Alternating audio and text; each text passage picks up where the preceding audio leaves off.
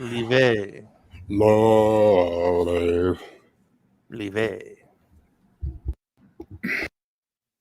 What kind of shenanigans we got today? Just more follow-up.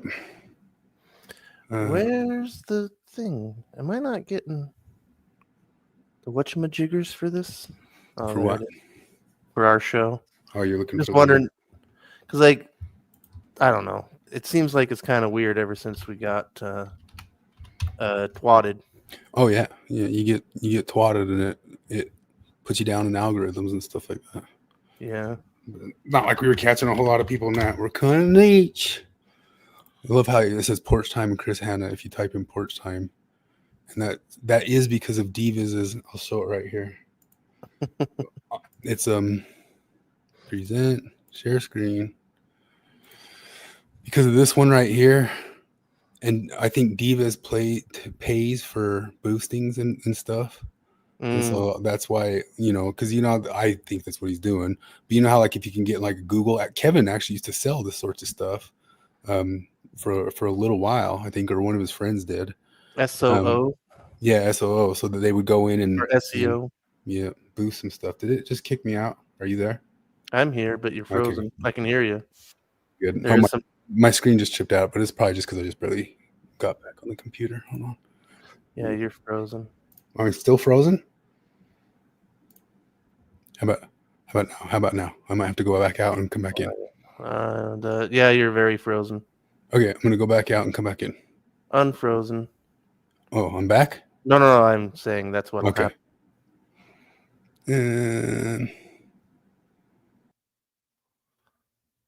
Oh, it's just me and Bucket.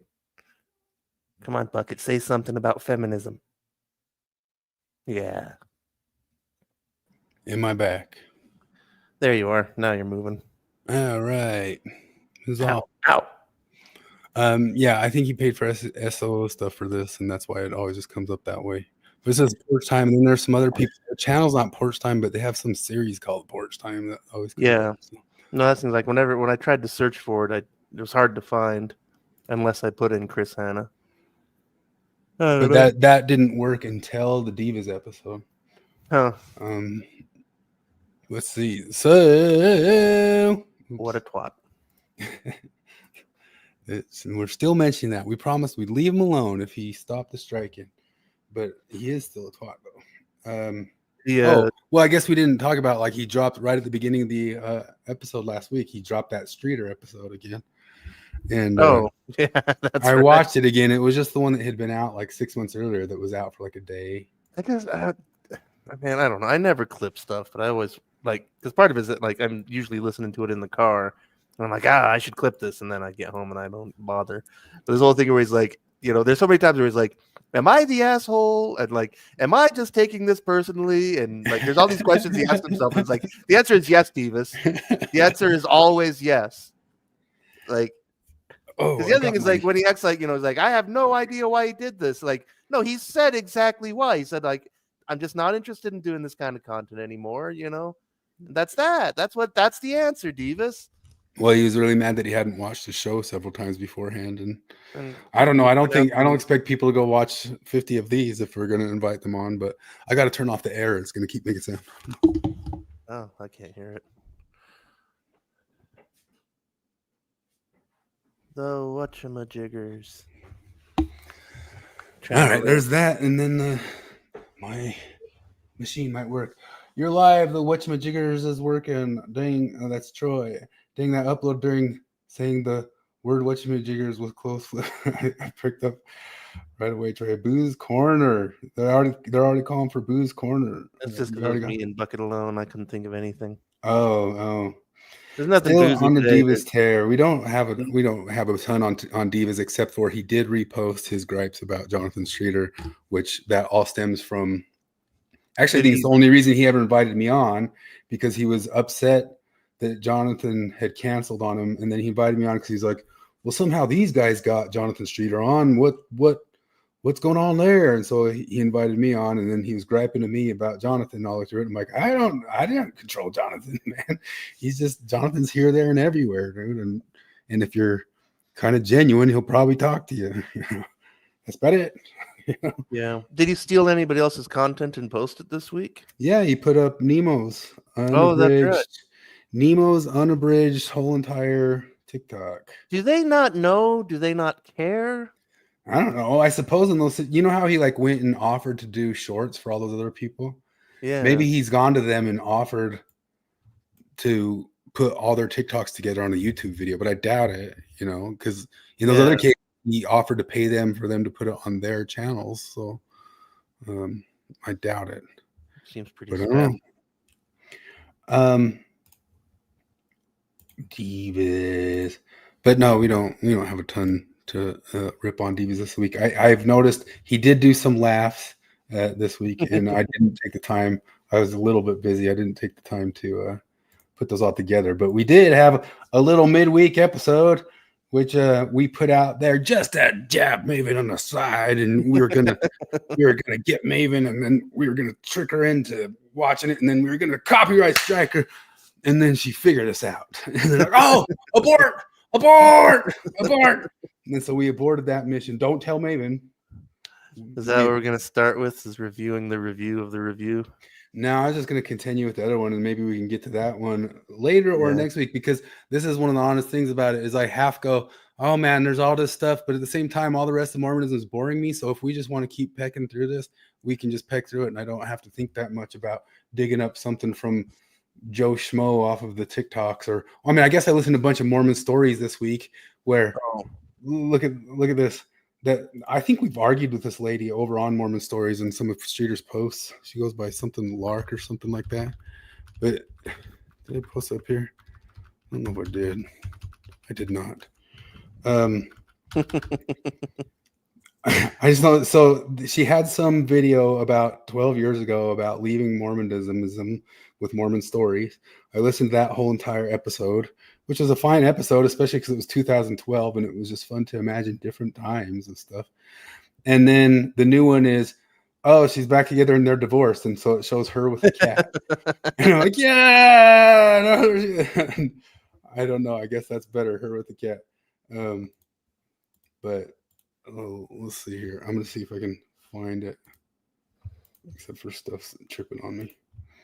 Facebook. I wasn't in the Facebook. Did it kick me out of there? Maybe that's what tripped out earlier. Jared's going to be here a little bit late tonight because he's doing what did you call your extra long works? The Workening? The Great Awakening. The Great Awakening. Jared, I guess, is doing Great Awakening because he's about to have a kid or something. He's slicing up secret submarines. Yeah. In Idaho somehow. That's something that's kind of weird. Like how'd they sail the submarine to Idaho? Like, especially if it's a secret, like would they put it on the back of a truck and hope nobody noticed? When did your Great Awakening end anyway? Last Saturday. I could have picked up another Great Awakening this weekend, but I just have too many things to do before my kid gets here. Yeah, so here it is.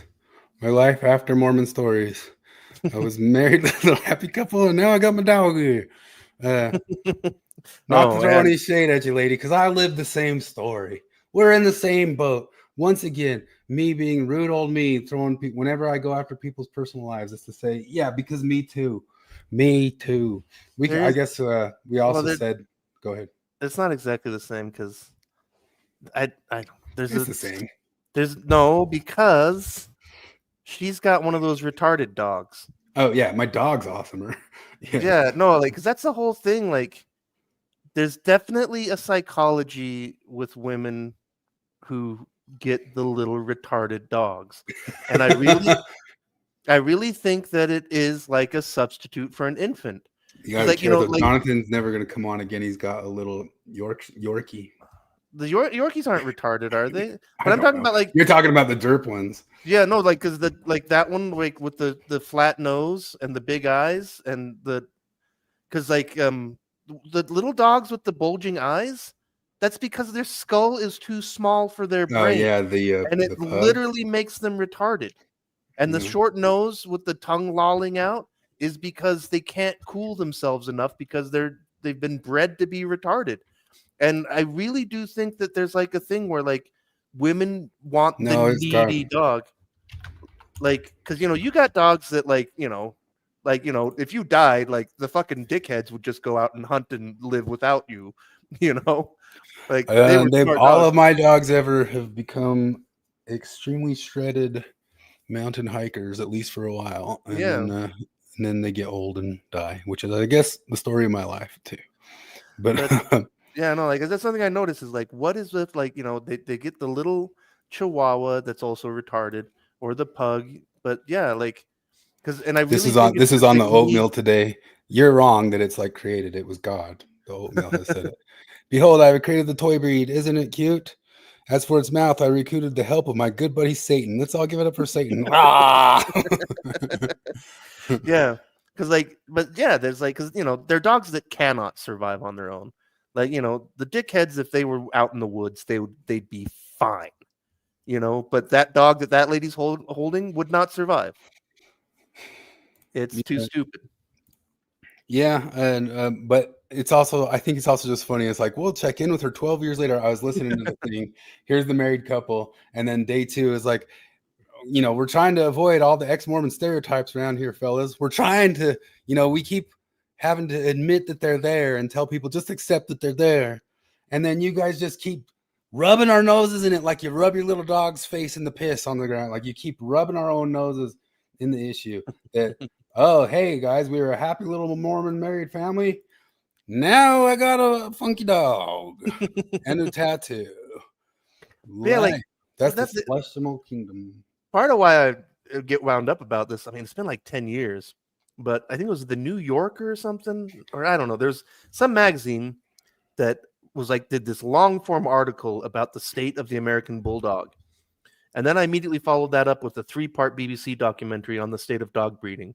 And it made me just go, oh shit, like this is bad news and we have to it's stop it. terrible. Yeah, like the BBC article talked about how the winners of the dogs of the big British dog show, which is like the biggest dog show in the world, that their gene pool is so inbred and fucked up that they talked about, like, if it was in Germany and that was a livestock animal, under German law, it would be illegal to breed it because it's too fucked up and retarded. Like, I'll never forget that BBC thing talked about the best in show winner was some little poofy dog with a flat face. And they actually had to put the dog on a cooling pad to prevent the dog from overheating because it couldn't regulate its body temperature through normal dog means because it had been bred so stupid. And then also with the bulging eye things is that, again, their brain is too big for their skulls. And so it's very likely that they live with neurological pain for their entire lives. But because they're dogs, they just don't express it. They keep having their eyes pop out, right? Yeah, and all kinds of things like dachshunds. Like dachshunds they get paralyzed because their spines are spazzed out. Like I had a dachshund. My mom had a dachshund, and like I guess he got better, but like he would go through periods where his back legs didn't work, and like I guess something popped back into place and he was all right. But just I don't know. Like work dogs are great, because like for basically for all of human history, our relationship with dogs were bred for tameness and work, and nobody cared what they looked like. And so that's how you get things like a German Shepherd, like that's a smart dog that can work hard. But it literally was rich women in Victorian England when it became an accessory, like a Paris Hilton I style thought some accessory. Chinese women did it too. Yeah, to have just little dogs. And like that's the other thing is they show pictures of the best in show of breeds from 100 years ago compared to today, and they're completely bred into unrecognizability. Yeah. The Jack Russells I had, they're famous for being some of the most returned dogs in the world because women get them thinking that they're going to be little purse puppies. And they're Tasmanian devils, and you got to keep up with them. And I know for sure they were little assholes, but they were designed that tiny to kill, and kill they did. They were little murderers. I remember in your backyard, I went to go mow the lawn when I lived at your house, and they got a hold of a pigeon, and it looked like a bird swallowed a grenade. Like, that's Well, what my so- first thought was. Oh my god, a bird swallowed a grenade. And then I remembered, oh no, that was the dickheads. So they killed multiple skunks in my backyard. And I remember when the first one happened, it was the best day of their life. Have you got that picture? I've handy? got it somewhere. It was the worst day of my life. I was driving home. I was blocks away. I was driving home and I started smelling a skunk. I'm like, ooh, there's a skunk out here. And then when I was still 2 blocks from my house, it dawned on me. Like I don't know why. I was still forever away, and I was like, no. And as I drove up and I pulled up in the driveway of the house, I was just like, no, it stunk so bad. And I had to go in and clean them all night. And then it went on to happen about 10 more times. And then I had to get rid of this whole like cherry tree in my backyard. That was what was attracting the skunks. Yeah, it was a tree back there. And then they still came for a while after it was out. And then one time they knocked a little baby skunk into the window well. And I called the animal control, and animal control wouldn't do anything about it. And they said, just kill it. And I'm like, I can't kill it. I couldn't kill the baby skunk. I couldn't do it. I couldn't bring myself to do it. So I just trapped him in a bucket and released him. And he probably came later and got killed by the Jack Russells. I've got the picture of Stuart in the bathtub somewhere, and it's just the best dang day of his dang life. Just no, you can really see it. Like that's supposed to be a weapon. That stuff was sweet. I'm high as a kite. I was born for this. Yeah, I miss those dogs. You can't find anywhere. They were dickheads though. Oh yeah, no, they were undoubtedly dickheads. Yeah, but they also had like that dogginess, like Sadie. Like I still remember one day that I came back. You used to feed her beer all the time. No, she would knock. I would put the beer on the floor, and she would knock it over. She wanted the beer. You're just saying she stole the beer? Yeah. No, but like there's one day because she was a giant dickhead, but there's one day like I came home and I was just fucking really depressed and feeling really really shitty, and I sat on the couch, and Sadie just came up and just laid down next to me, like with weird doggy empathy, and was just a total sweetheart. Stu had it in him too. It's just it totally had to be on his terms. I mean, he was the chicken hawk in Looney Tunes. He was just like, the second I got him as a little puppy, he was the size of my hand, and he just in the little hand just looked at me like, "What you want, fucker?" Just like that. And I was like, "Oh, I got to have this guy." And that was probably a bad choice, but it was a bad choice that I lived with for 20 years. I didn't abort him. I didn't late term abort him. I'm trying to here he is. Hold on, but this is present. Oh, I guess share this tab instead. There he is. That's the size he was in the hand. Zipping around. There's you with him right there. Hey. He used to hang out and they're probably just like looking for a beer right there. Oh, and there he is. There's the skunk spray on him. Yeah, he's there. Right up in the corner. He's just ecstatic that skunk has sprayed him, and he's just as happy as can be. And this was his last day right there. So. I wonder if I can find 20 years old though. He made it to 20. Are trans the new purse puppies? Pretty much. How do I find photos? Oh, that's a dead skunk on the ground right there. I just realized. Well, I guess a skunk's a big part of the final memories of old Stu. And the reason I named him Stuart is because my ex-wife wanted a kid named Stuart, and I said, "Hell no, a dog." Damn it, I'm so bad at the internet. How do I find photos I've posted on Facebook and not photos of me on Facebook? There's like a tab at the top of it. Yeah, but that's just photos of me. Oh, your photos. That's not. Jeez. Oh, wow, that wasn't that hard to find. Did you find a thing? Are you sharing it? Yeah, as soon as I figured out.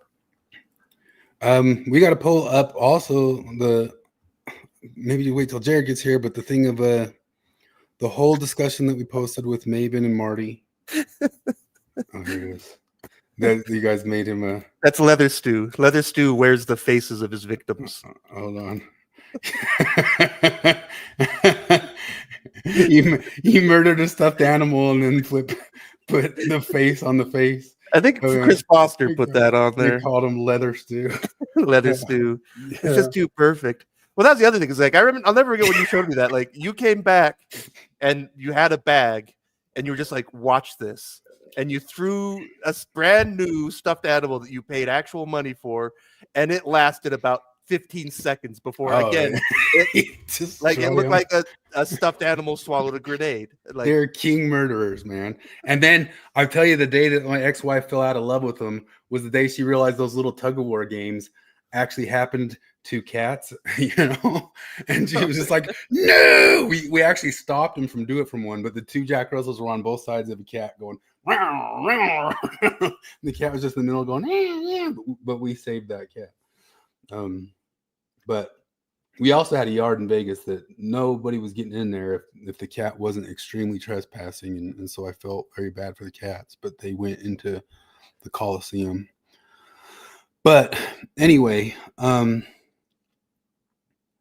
you want to know why I named myself Dumbledore Harris? what's that one? The first Dumbledore was played by Richard Harris. Oh yeah. And Richard Harris also sang the song "Someone Left the Cake Out in the Rain," Really? which is the song at the end of Beetlejuice 2. Someone left the cake out in the rain. That's Richard Harris. Yep. I didn't watch the new Beetlejuice. The new Beetlejuice, the whole ending is someone left the cake out in the rain. And Jonathan made AIs of our heads with our mouths shut for someone left the cake out in the rain. And then Marty took like a week to make that late AI picture of her and Maven and thing, and I just crammed them all in there together. But the whole song's about how something's falling apart and we can't talk anymore. And there's he went to his ex-wife's wedding, and it's just it's like fallout. So that's big, long-winded, weird tangential connections with the AIs that Jonathan made and that sort of stuff. But yeah, Richard Harris sings that song. I always get tripped out that Sally's song in Nightmare Before Christmas is Catherine O'Hara. Yeah, it's so weird to me. It's like, but like, and part of me is like, why doesn't she sing more? Like, why is that the only? She's in Beetlejuice too. She's pretty good in it too. Oh yeah, she's great in everything. She's so fantastic. She's even good in the fucking Last of Us season 2, which is not very good. I don't know if I've seen her do a serious role. Yeah, she does in The Last of Us. Is there another serious role out there? Although the thing that bugs me about her character in Last of Us is that she plays an old lady because she is an old lady and she's in the post-apocalyptic death future and she wears lipstick. Oh man. And part of me just like, why do they keep doing that? I mean, they fixed season 2 a little bit in that the way the chick was in the video game, she would have had to have been on hormones, and there's no way there was hormones like that. Yeah. So they at least had her look. A lot of people complained about how good the girl's hair is when they're like, traveling on horseback from Wyoming to Seattle, which is that like, okay, that's all movies. Yeah. It does take me out of stuff. But it really bugs me that Catherine O'Hara's character is wearing lipstick, because part of me thinks like, okay, if there's any lipstick left, like you guys are hoarding it and saving it for only the most important occasions, I'm guessing, because also like she ends up a widower because Cypher from Matrix, is that his name? Yeah. It's Joe Pantoliano. Yeah. Well, that's his name in but what's the actor's name? He's also in Troy wants to know about Jordan Jubilee. Should we talk about that real quick? Did you watch it? Sure, I did. I watched many different other follow-up videos of people. I didn't really watch any follow-ups. I did watch the whole thing. And like most of the atheists, I don't know, they're a mixed bag, because a lot of them are doing the thing that really pisses me off, which is that they pretend that atheism is an answer to something other than, do you believe in God? And while I think like Jordan Peterson, as always, like makes a lot of really interesting points that you need to think about, but a lot of it is just like, what the hell are you talking about? Yeah. Well, like, because one thing he's like, well, what's your definition of believe? And he says like, believe is something that you would die for. And I'm like, okay, what about a statement like, I believe the Broncos will win the Super Bowl this year? Like, your definition doesn't work. You know, you need to, again, for a guy who's all about precision in language, that's a terrible definition of believe. Like, I get what he's getting at. Which one? The thing you aim at, or say that one again? Because he says, like, like believe, like, because one of the guy asked him, like, what do you mean by believe? And he says, believe is something you die for.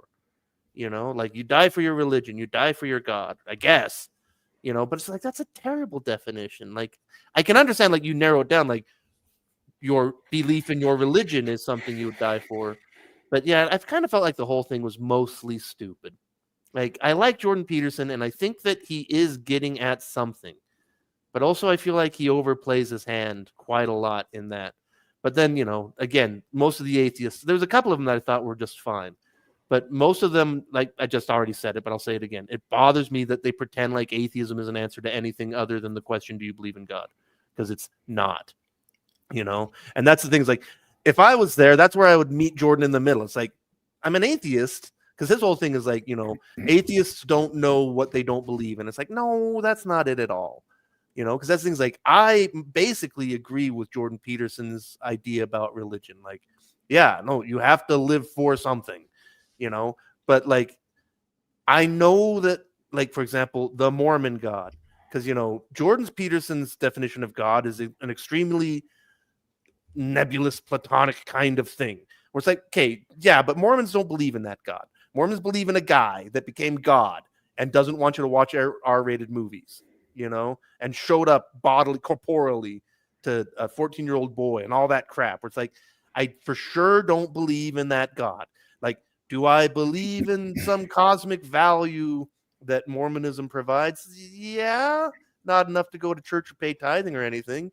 But like, I get that part of it. I can follow you to a point there. But then a lot of the atheists were obviously, Hitchensian anti-theist types, which, again, like, because I've never been that. So Paul Vanderklay had on this guy, which he showed up to that thing. Is that in gym shorts and a t-shirt? To the debate, He believed in donuts. I mean, there was some sort of optical thing going on there, but at the same time, too, there was a sense that Jordan was not at all prepared for debate style and that flash debate style. But one of the things, the reason I bring this up is because this kid kind of talked a little bit about the behind the scenes of it, just like we got from Jacob and Forrest. Yeah, and one of the things that he talked about behind the scenes of it is Jordan didn't know what he was getting into. He didn't really have an idea. Maybe he didn't read the thing out, or they didn't say it. And there is something very strange about this that I saw another person point out, is that it started out being Christian versus atheist, and it was Jordan Peterson versus 20 atheists. And then they changed it. And then somebody pointed out, when you change a name in there, just like I couldn't change the Maven thing to debate, it still has Brazilian Venture Brothers. If you change the name, you're basically reloading it. So they basically sacrificed all the clicks that they got on that from the other one to reload it with Jordan Peterson versus the atheist. And that might have been, like he says, what I know on the media end of that stuff, there's somebody in that place who's in trouble. He's in trouble for how it was originally posted. And how it was originally posted, that might be that's not how it was framed to Jordan Peterson.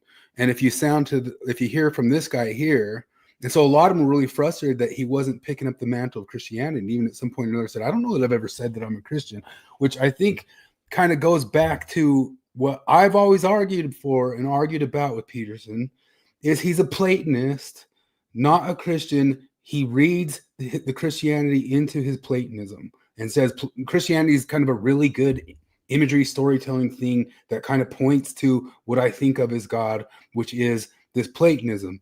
And I've tried to describe before that Platonism is just like this top value thing, but the top value thing in Platonism also has something that jumps the natural at the very tip top of it. It's not just, so it is just it's a totally different way of viewing the world. But as a lot of people criticize, it's not common for rando Christians here nowadays. It's not common for Bible Belt Christians. It's not common for anything.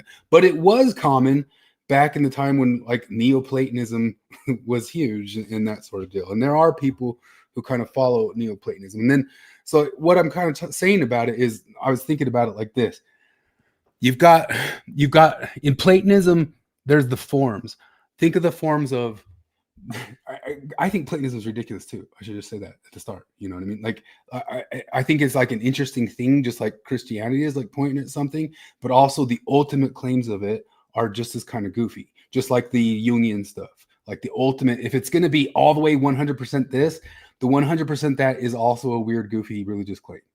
You know, in Platonism, you have the forms. In the forms, think about the cup. You have a cup. In Platonism, somewhere out there, the Holy Grail exists. Like the perfect cup is there somewhere out in the universe. And all other cups are versions, lesser versions pointing at the cup. Does that make sense? And that's what Peterson believes. And then he even believes that, like, there can be many forms. This is the bottle. This is the cup. This is like any sort of one of the values that you believe in. At the top of it, there's a magical thing. There's the cup. There's the Holy Grail. And Jordan Peterson, did you find the Holy Grail? Will you drink out of it, Indiana Jones? Oh, no, I don't dare to drink out of it. I could die. That's Jordan Peterson. Like, I don't know if this is the one, but yes, there is a cup. There is a cup, and this cup looks a lot like the cup, and it might be the cup, but I'm not going to be the one to drink out of it. Maybe I'll make my father, Sean Connery, drink out of it first, and if he survives, we'll go on. But so it goes the same with like the values and all those things pointing up and all those sorts of things. So he goes into this thing, and he shouldn't be, just like he's cagey and dodgy about being Christian, because I don't really think he's ultimately Christian. I think he's a Platonist, and Christianity is a good version of it. But in Platonism, anything that is good can be a good version of it. Just like these can be two good versions of the cup. And this one's pretty dang close to the cup. And if you pick up this cup, you'll be able to drink water out of this cup. But do you dare stake your life on that cup like it's the Holy Grail in Indiana Jones? And no, he doesn't go that far. But I did see. But he knows there is the cup out there. He believes the cup is out there. Thoughtful Saints had a guest producer guy. I don't know what you call it, and he did a whole thing about the reason that creedal Christians are screwed up is because they've incorporated Platonism into Christianity, and they think that Mormonism has undone that. I don't think Peterson's a Christian. I think Forrest says he does a good job at not clarifying he's a Christian, but he does like take up for Taoism and does take up for other religions and stuff like that. But no, he's squirmy for sure.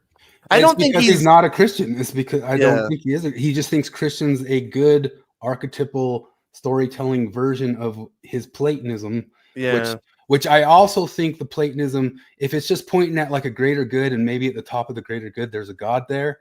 But if you go all the way Jungian and think there's the actual archetypes, like Jesus is the actual archetype at the top of thing, think of it like the Platonism, like he's the cup, he's the ultimate cup of what a man is, and Eve is the ultimate cup of what a woman is, and so that's the archetypes. There's a lot of different peaks, and at the peak, it's kind of like a multi-god thing in a weird way, but all of them point back to the one, the Tawhid, as you say in the Islamist stuff. And so it all points back also to one. So there is a point where it's not just values, it's jumping the metaphysical plane into something magical, but you can leave it at sounding like you're just talking about all these different values, and the thing that you worship, the highest value, ultimately worships the God at the top of that value, and that value ultimately worships the one. And I think he believes in all of that, and he tries to plug Christianity into it. And Christianity is not a perfect fit, so he goes and defends Christianity, but when he goes and tries to defend it as not really a Christian, he comes off as a bozo. Yeah. And to respond to comments, I don't think he's disingenuous, and I don't think he cares who his audience is.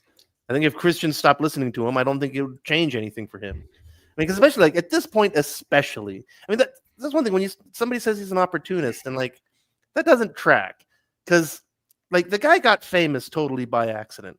He was a totally obscure psychology professor at a Canadian university in his 50s. And he got famous because a clip went viral of him arguing with students about the nature of freedom of speech, you know? And then like all he's ever done is gone out and say what he thinks, which has which, like we're talking about, drives a lot of people crazy. Everybody seems to struggle with him, and yet people are drawn to him because, like I said, like I think there's an awful lot there. He really gives a lot to think about. Personally, I love the way that he fucks with feminism so well. Like that's why the fucking Joe Corahor thinks that Explojo.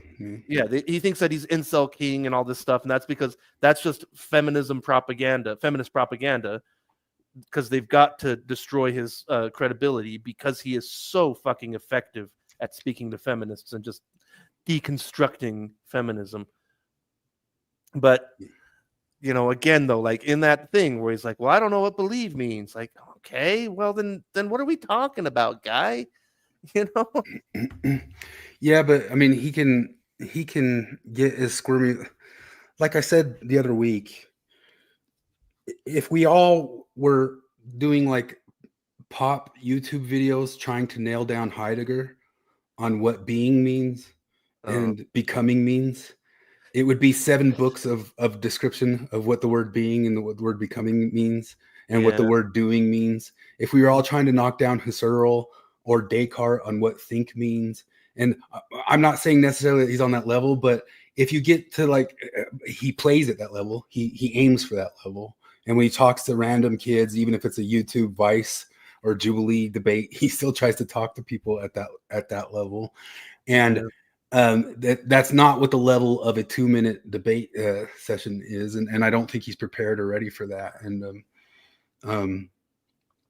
but I mean, I think all sort of philosophers, the entire history of anybody who's kind of playing at philosophy's ultimate word parsing, like, isn't it? We just had Sargon of Akkad and Academic Agent come out this morning saying that words are magic and that you can bring things into reality with your words, just this morning. And you and I did a whole episode, just me and you, 3 years ago, making fun of that, like pulling up Marcuse. I think it's called like Magic Words or something like that.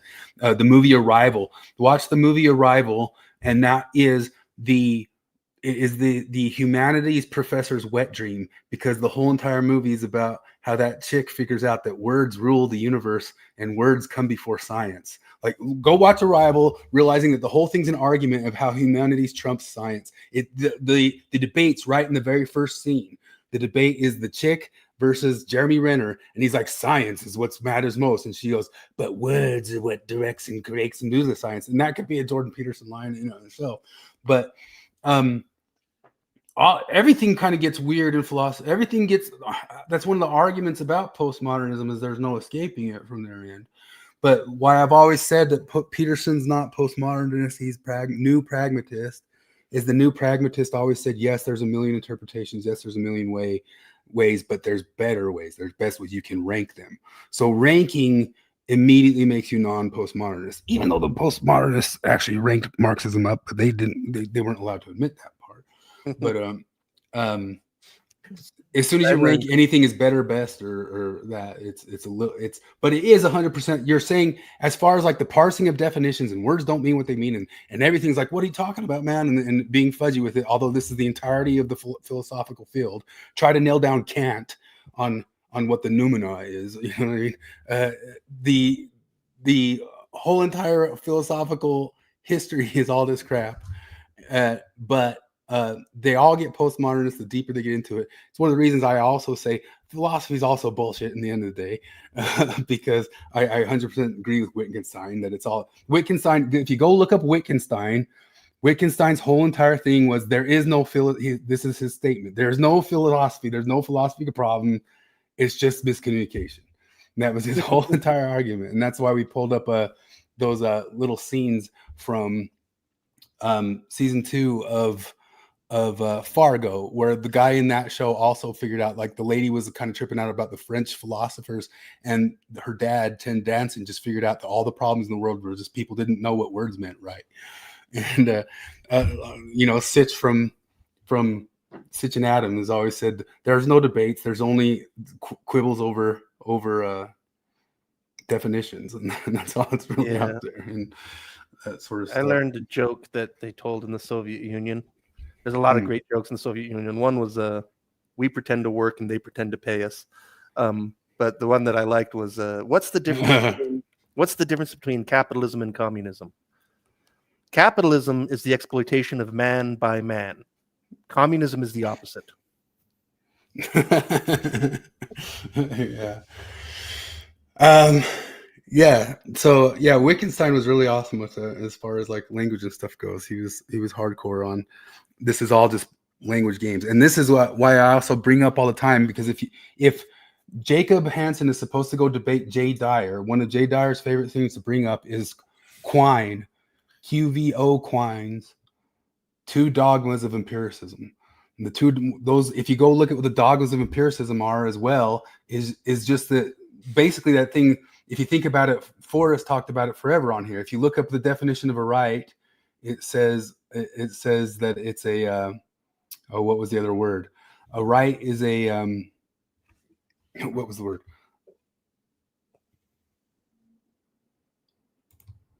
Definition of a right.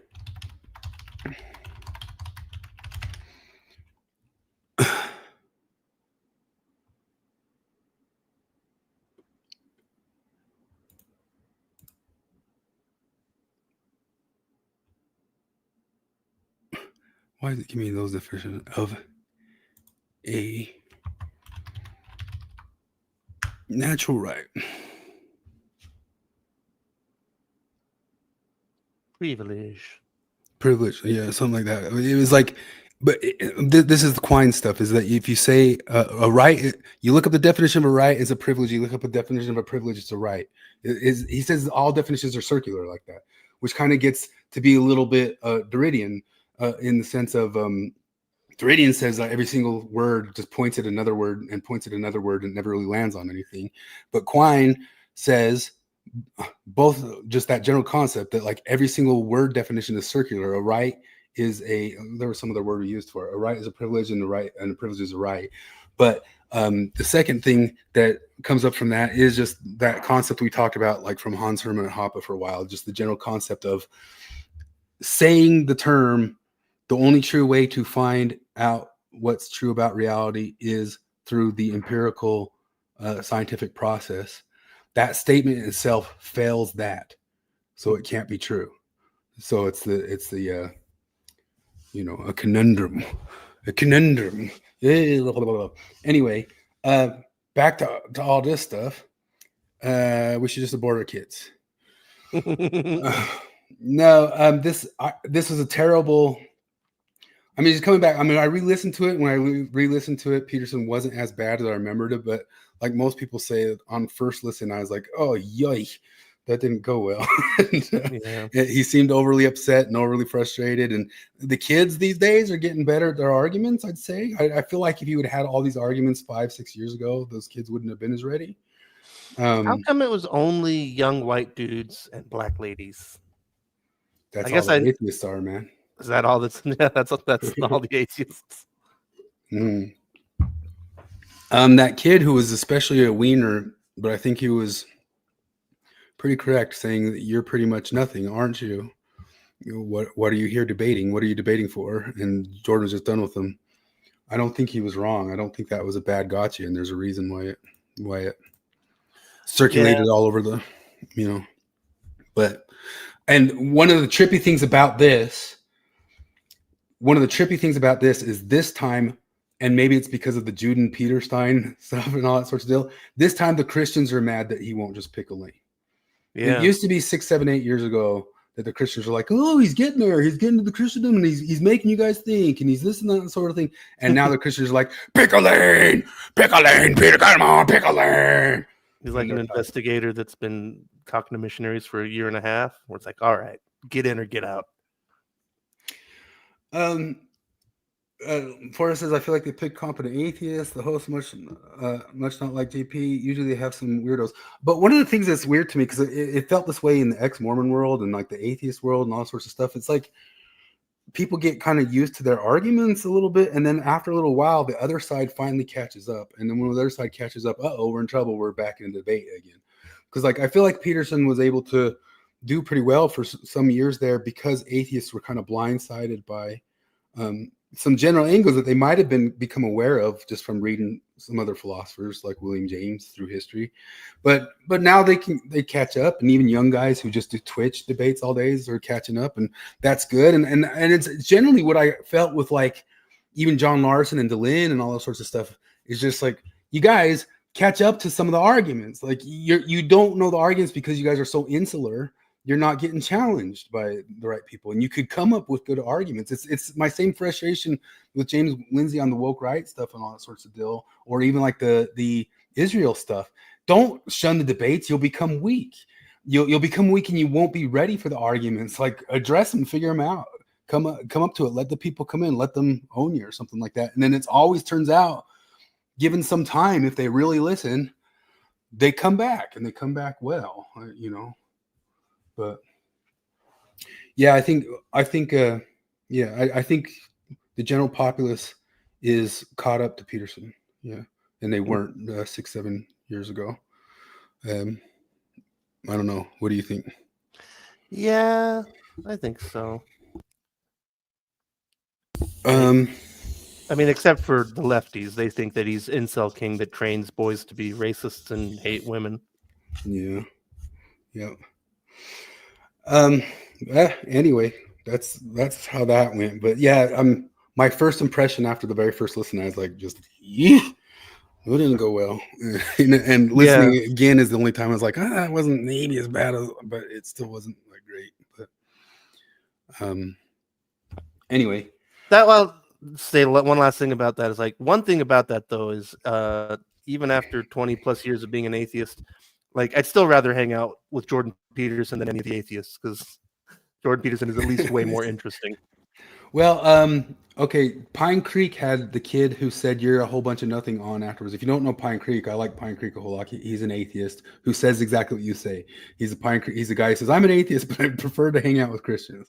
Is his general take, and it usually but he gets a lot of people to talk to him. He's a really, really popular channel saying that. And he brought on the kid who said you're a whole bunch of nothing, and they talked for a little bit. And that was pretty interesting on Pine Creek's channel, I think yesterday or the day before. Anyway, yeah, I listened to that. And then Connor Tomlinson, as a Christian, one of the guys from Lotus Eaters, he reviewed it. He kind of had the same take that I was, that he's more of a Platonist than a Christian. But then, of course, because he's a Christian, he says he needs to just embrace the Christianity, let it wash over you, let it take. Like, everybody's tired of you sitting on the fence, let it take. But I just generally think Peterson just generally believes that kind of Platonist thing. And that's just really what he believes ultimately. And he's not a Christian. And that's just that. That's what I think. Yeah, I mean, didn't somebody ask him, like, well, what's up with the resurrection? And like, everything's like, I mean, I think basically his answer is like, it doesn't matter if it really happened or not. What matters is what lessons you derive from it. You know? Yeah. I don't know. Yeah, he is a tough nut to crack. I guess he likes it that way. Yeah, he doesn't want to be put into like any sort of although, but isn't that the thing that like we're always struggling with, because like, you know, we're godless atheists, don't believe in nothing, and yet, like, you know, obviously something's got to matter, you know, otherwise why even live? You know, unless we someday achieve mavenhood, we're gonna have to find something, some kind of meaning. Yeah. This is Pine Creek. There's the kid who told him you're a whole lot of nothing. So he had him on, was it yesterday or something? It was only like a half hour of it. Pretty interesting to listen to him. And the kids even, I don't know, the kids are just getting maybe better at debating, because like I can't, some of those kids, I can't like really pin them down ideologically. You know how like 4 or 5 years ago, I'd have been like, yeah, you're just a Hassan Piker. But it's like the dialectic is advancing. They're not just going to be lazy, boneheaded leftists anymore. Like, times are changing. You know what I mean? And the people on the right should be prepared for that, because they're actually getting on their game finally a little bit, instead of just shutting down and going la la la la la to any sort of criticism. Nobody tell Jacob Hansen. Yeah, somebody said that Jacob challenged one of them on. JP looks like he studied Russian philosophy for 2 decades. Yeah. I saw a bunch of people. Jason Whitlock, the sports guy, had some guy on talking about all the old Owen Benjamin complaints about him. That this guy went to Russia to deal with his benzo pills, and he has a bunch of Russian art. I think he's a secret Russian asset or something like that. That's what they said about Jordan Peterson. Retarded. Yeah. Anyway, should we go back to reviewing our debate? We were just getting to the juicy stuff where you were debating the Maven. Hour 2. You want to do it? Yeah. You want to do hour 2 with you? Let's see. And then if we get through it, because I don't think we'll get to it tonight at all, but then we're going to review the Maven and the Morgan conversation that we posted up here. Maybe just review beforehand. Did you watch their criticisms of the Morgan and Maven? Because yes, we posted the Morgan, Maven, and Marty debate. And Marty asked us to post that because Marty's channel is part of Mormon Discussions, and she didn't think it was appropriate anymore to be sticking Maven up on the Mormon Discussions channel.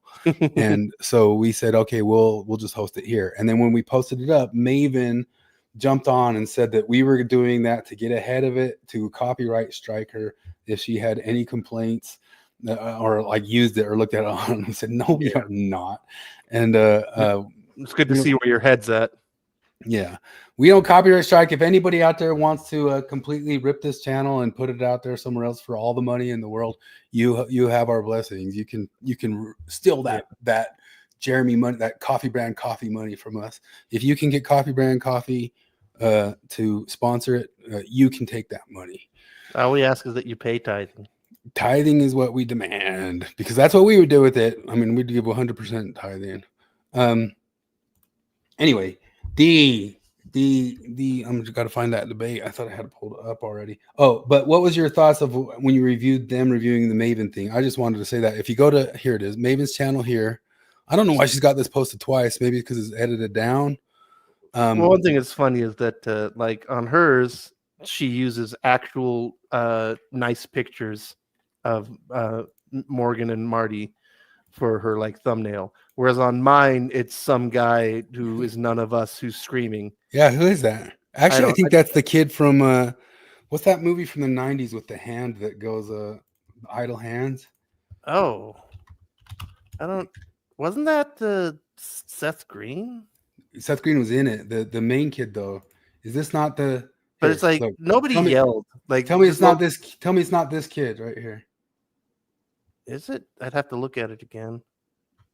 But is it not this kid? Okay, I'll go back. It could be. I don't remember exactly. Yeah, show that again. Is it? I don't know. I'm not great with faces generally, but I mean, it's just a thing where it's like nobody yelled. You know, like even there, she has to mischaracterize literally everything about that discussion. Like nothing about her review is remotely charitable or honest, starting with the thumbnail, you know? But also I like the guy with like the finger wagging where it's like, no, that's you, Maven. You're the one that's always telling people exactly what they think and how, you know? Like one thing I've noticed is that nobody believes what they say they believe, according to Maven, you know, as long as it's not her or somebody who agrees with her. But that's something she did to Marty and Morgan a lot in her review of them. She does it to us. Specifically, I mean, she does it to all of us, but like we'll make a statement of something that even from her end is hard to contend with, and she'll just say, well, they don't really believe that, which is like, okay, then why even fucking talk to us? Like it literally doesn't even matter what we say. You're literally just going to insert your opinion. You know, you might as well just put your hand over our mouths and speak for us. Yeah. This one where they reviewed, I don't know why she's posted it twice. The both sides reproductive justice. But one of the things I thought was funny is the whole beginning of it, they talked about how you guys didn't understand and let them speak and let them get anything out because actually there are a bunch of limiting principles. And what I thought the whole entire debate was you guys just trying to get Maven to agree to or admit to or just even suss out what is a limit, what is a limit you would put on the abortion. And then this whole review from the start of it, they're just saying like, oh yeah, there's obviously limits or things that we aren't cool with. They would kind of like shrug them away of saying, they mostly don't happen. They're really, really rare. They mostly don't happen. But no, nobody wants a late term abortion, sorts of deal. But that's all you guys were trying to get them to say, to admit that there's a limit. Where's the limit? You do reductio ad absurdums or whatever sort of stuff. Like, where is the limit? Where's the limit? And Maven just wouldn't even touch it. But then she was fine to go there on this review with them and then said, you guys don't get it and you guys are incapable of talking about stuff, when it was her who was being stubborn and just not being willing to admit that there's somewhere where she would draw a line, which is what she completely excoriated Bill Real and RFM for having their own lines that they were largely private about. Heads I win, tails you lose. Yeah. He's allowed to have opinions on this subject. We're not. This is right at 101, so I think this is right where we were. You ready? And this is where you start cooking. Flip starts cooking. Well, that's just because real quick, I haven't listened back to that thing. I don't know if I ever did. But I know that she cut out a lot of context. Like it feels like she cuts me in the middle of something and they go like, I don't even know what he's talking about. It's like, well, yeah, because Maven very deliberately cut out the part before or after where it all ties together, Yeah.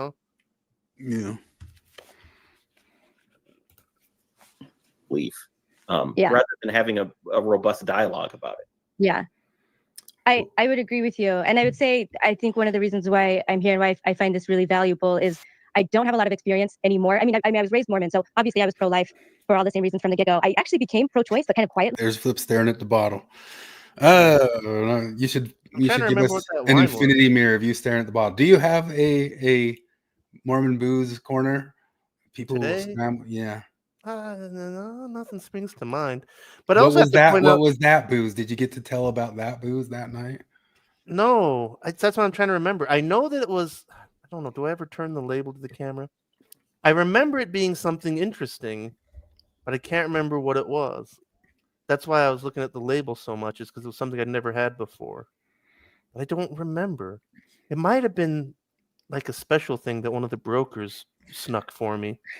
But also, one thing that bothers me right now, I don't know if it was earlier in this or not, but where she's like, obviously, oh no, that's right, it's coming up. She's like, obviously, I was Mormon, so I was pro-life. And then later on, when I say I was again, I don't use the word pro-choice, but by her standards, I was a pro-choice Mormon. And they take that statement and completely twist it into unrecognizable smear. I think that's coming up soon. But also, that just completely washes over her, that whole thing where she's like, well, of course, if you're Mormon, that your opinions are made up for you. And it's like, I'm a living example that you're wrong. And I also know a lot of other Mormons that do not agree with you. Yeah, they brought that up on the review this week again, just saying that we haven't deconstructed this since Mormon. And ladies, I am more pro-life than when I was Mormon. I am more like, how did I deconstruct? I'm deconstructing the wrong way. Now, dig up. What's that Simpsons line? Dig up, stupids. Yeah. Dig up. So I think sometime in my early 20s, I just learned enough about the bad effects, not just on women, but children, and kind of societally, that made me think as much as I really hate the idea of a woman getting an abortion, I can see how the access needs to be there overall for the better good of everybody. But I never talked about it. And which is Flip's position. We once brought up again that the person that all of us and even she knows that's probably closer to her position is you. Yeah.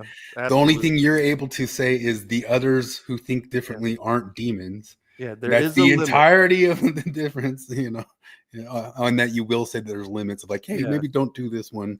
Well, another thing that makes my position incompatible with Maven's is that I believe that it's okay to say to a woman who gets drunk, goes to a club, and has unprotected sex with a random guy, that I can say that's a bad idea and you should not do that.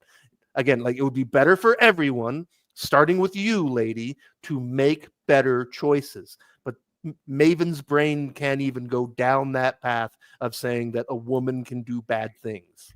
Yeah. Or maybe you could use the Peterson argument, I wouldn't have even gotten myself in that position. I wouldn't have even gotten there. That wouldn't have happened to me. Well, that's one thing he talks about a lot is I don't know how, I think he might overstate it, but there's definitely something there when he says that date rape doesn't happen without alcohol. Like, I'm sure that's not absolutely true, but I it's think he knew that was mostly true. Yeah, I mean, Yeah. I think he said that one knowing it was a hyperbolic thing. Like, I think he was saying it's basically that. Yeah. But yeah, that's pretty damn true. Here it is: engaging in consensual procreation activity, gets pregnant. I have been enslaved. This is a. I sure hope Maven sees that. It's pretty sexist. She could melt. I'm melting. Now, why do I keep losing it? Man, I gotta close these other things. Oh, there it is. Sure, just to play it. I got any pushback, I would just kind of clam up about it. And when it comes to, Risto says, stop constructing. Or it says she's a female supremacist. We're glad we aren't famous, gents. Famous people suck heat balls. That is true. If I got in the government, I would immediately come out and say, Epstein didn't kill himself, guys. I've seen the file. I've seen the file. They got to Chris. I've seen the file. I've seen the file. What can I tell you? JP ending up in terrible debate situation, shouting he would never end up in a terrible situation. That's pretty good. We could all melt. Grumpy old men are right. Yeah. Where did my mouth go? Mouth. Play. For me to like try to talk about this, I haven't met very many people like you who are willing to even let me finish a sentence. I mean, we're talking really extreme here, and my father was one of the worst ones. My father's reaction was one of the most heartbreaking ones to me because I really wanted to talk to him. I understood that I wasn't going to change his mind, but I just wanted him to hear, I think, the pain and the fear and the devastation that I was feeling, not just for myself, but I just felt like for the whole country. I just knew how bad this was going to be and turn out, and I knew like this is going to kill women and children.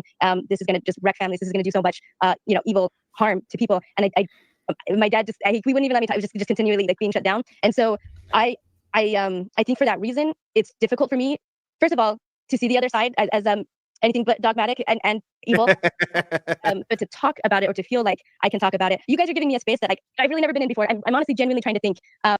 They keep saying and repeating like, man, it was going so good, and then it had to turn to shit. But at the same time, like, part of me is like, that's some pretty good like admittance and self-awareness right there.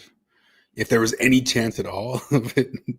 Well, no, that's just the whole thing where she's like, they literally wouldn't let me finish a sentence. Like, exhibit A is this very fucking thing you're reviewing where you say a lot of things and I let you talk for long periods of time and you interrupt Jared and Risto many times. It's just such bullshit. This whole idea. I don't even get a chance to speak without being shut down. That's the opposite of true. It's the dead fucking opposite of reality. If there's what Steve Pinecker, actually, we had a brief conversation about this before, very brief, but he's the only one I can think of off the top of my head where someone who's saying they're on the other side, they're pro-life, where we could talk about it. Steve had the good question last week of if CRISPR stuff starts getting more and more and more advanced, and you can find out in the womb, and we find out that there is a gay gene, and you can find out in the womb that your child is going to be gay, would she be okay with Christians aborting their gay kids or Muslims? Question. I wonder. I mean, Steve isn't blocked. Can he get her to address that? I predict that she would deflect and just say it's all about women's choice and not really answer.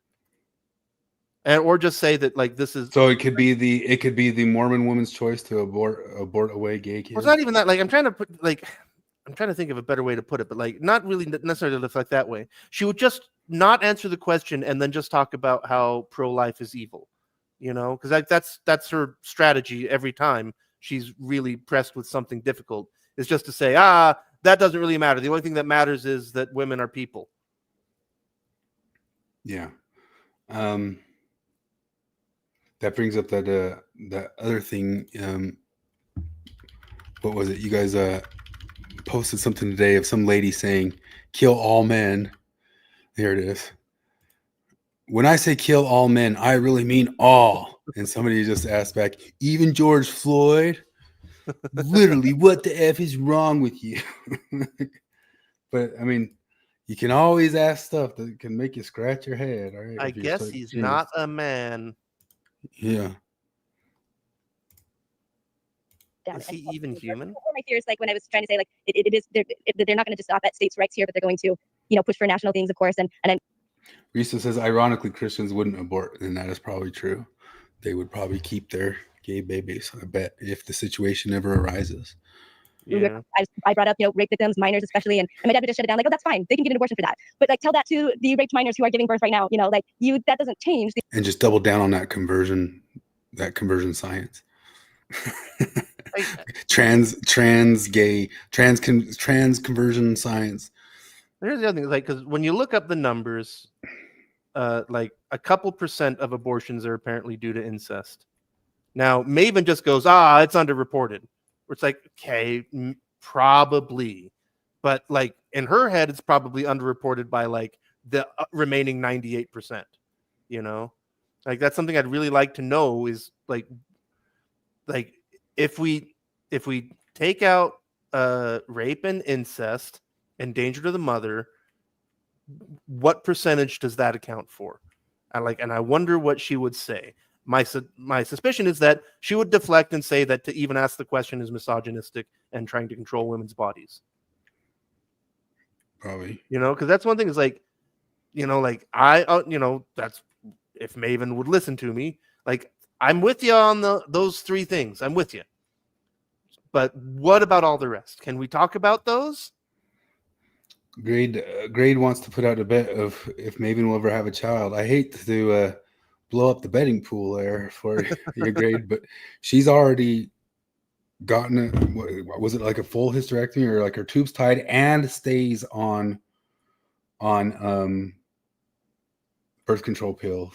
She also hates raped. men, and which is where Flip's joke of the dick of Damocles came about, because we were talking about she's just so afraid of sex or rape or something that she have a baby, she can't even walk outside. The sword of Damocles is hanging over her head, and it goes the dick of Damocles.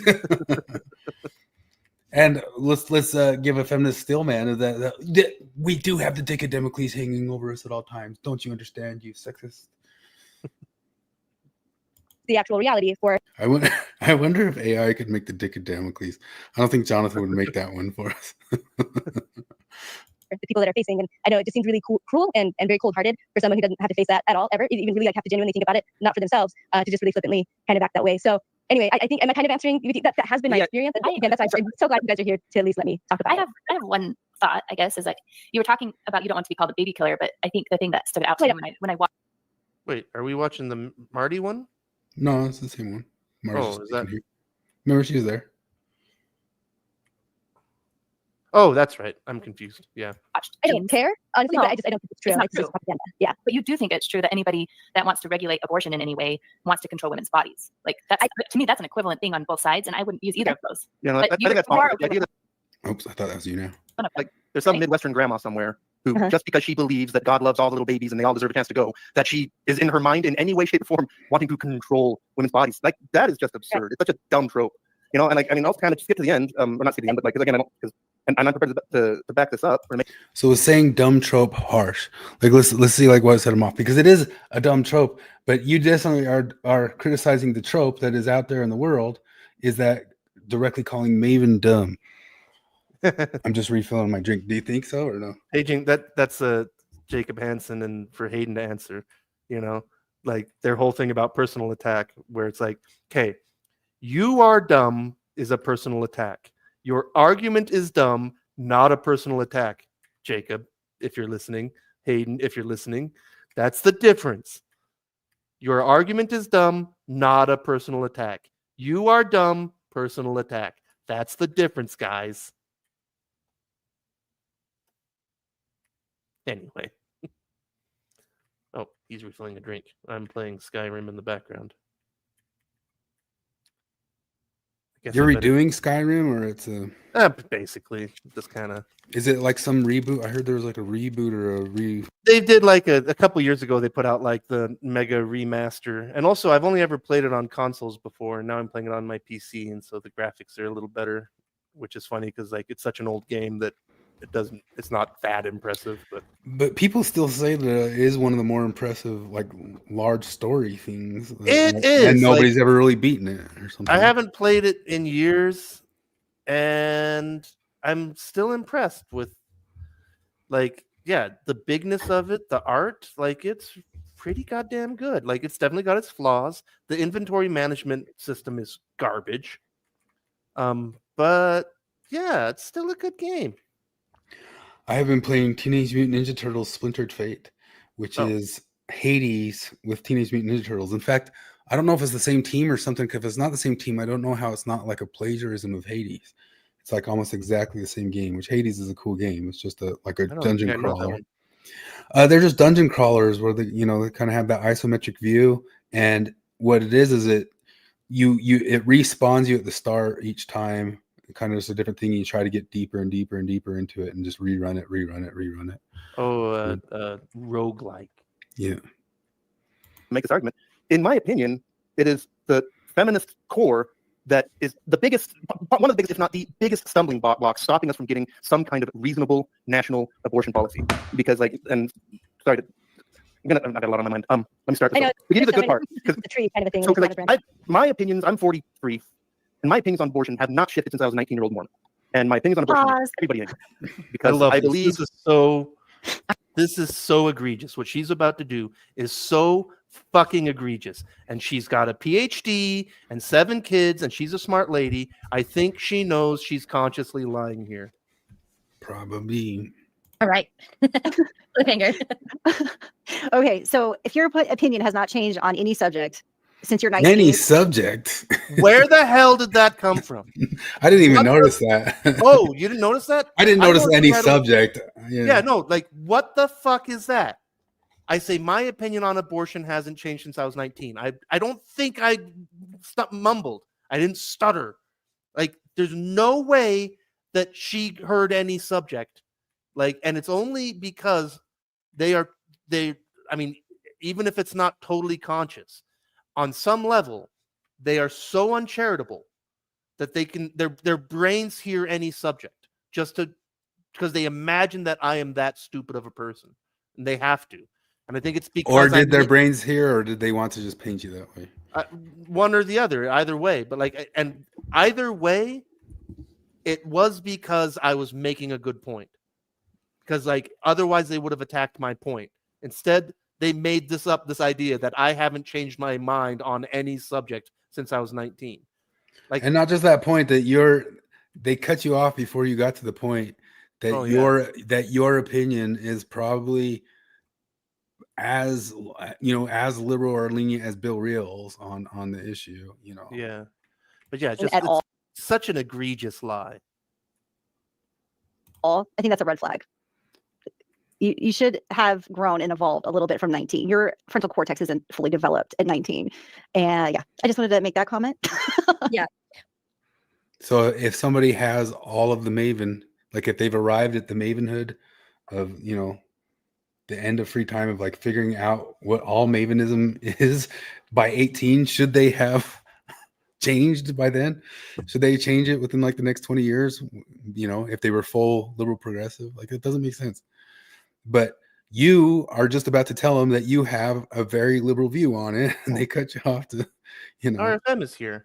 Oh, hey, what's up? I can think of one subject I changed on my mind of since I was 19. What's that one subject? Man, she did you dirty, Flip. I changed more conservative on this since leaving Mormonism, but there's some duper's delight. Yeah. Let's see what goes on. Well, I mean, he goes on to say, this is what's so ironic about this all is he basically he gives the pro-choice. This is where he says he says he's pro-choice. Well, he doesn't say it like that, but what he expresses I 100% get behind. But and I think he said because he says he knows someone, and so I think that's why he was able to clock in early enough on maybe. But you're able to completely demonize them entirely, just like you can demonize Bill Reel when they're almost all the way, just 2 degrees off of what you also are. What is she just saying now? Because I think he knows someone. What? No. I guess Maven's projecting because for her it's all purely personal because she's a fucking narcissist and can't see outside of herself. like what is really at stake here. But what's interesting is that knowing that he has zero interest in standing up for that for anyone else. He, as far as he's claimed to be kind of on the side that he's, I guess, the lone pro-choicer other than myself on this panel, his actions and his rhetoric, it's just as damaging as everyone else. So yeah, and that's, I guess it's more of a sign to me. How? Like that's just an assertion. Like, also, like that I'm not willing to speak up for it. I'm speaking up for it right now, you dumb bitch. That's the stuff. That's where your rhetoric's harmful for. Well, no, like how dishonest is that? Oh, he's unwilling to speak up for it. You're answering me speaking up for it and shitting on me for doing it. How dishonest can you be? And the only thing he's advocating on the other side is stop being so obtuse about the other side. Exactly. It's a wonderful delve into Maven's mind when she immediately just says he must know somebody. Like, he's like, I don't know why he's pro-choice. Maybe he knows somebody like who had an abortion. Like, wait, is that the only way you think people like make decisions? Yeah, like, no. I was actually totally pro-cancer. Like, well, indifferent toward cancer. Like apathetic toward cancer. And then my dad got cancer, and now I really hate cancer. And I'm trying to shriek empathy into other people who I'm sure, since they haven't been personally affected by cancer like I have, I'm trying to get them to have empathy now. I didn't care about drunk driving until somebody ran over my legs in a truck. Shit. I do think it is kind of. I get where you're coming from now. I do think it is kind of funny though, Maven, the way that Risto and Jared and Marty can hear Flip's opinion being a little bit more open and liberal than theirs is, and not kicking him off the show or not saying like I can't be around you anymore. I just kept me up at night hearing what Flip's opinion was on this, and now we can't be friends ever again.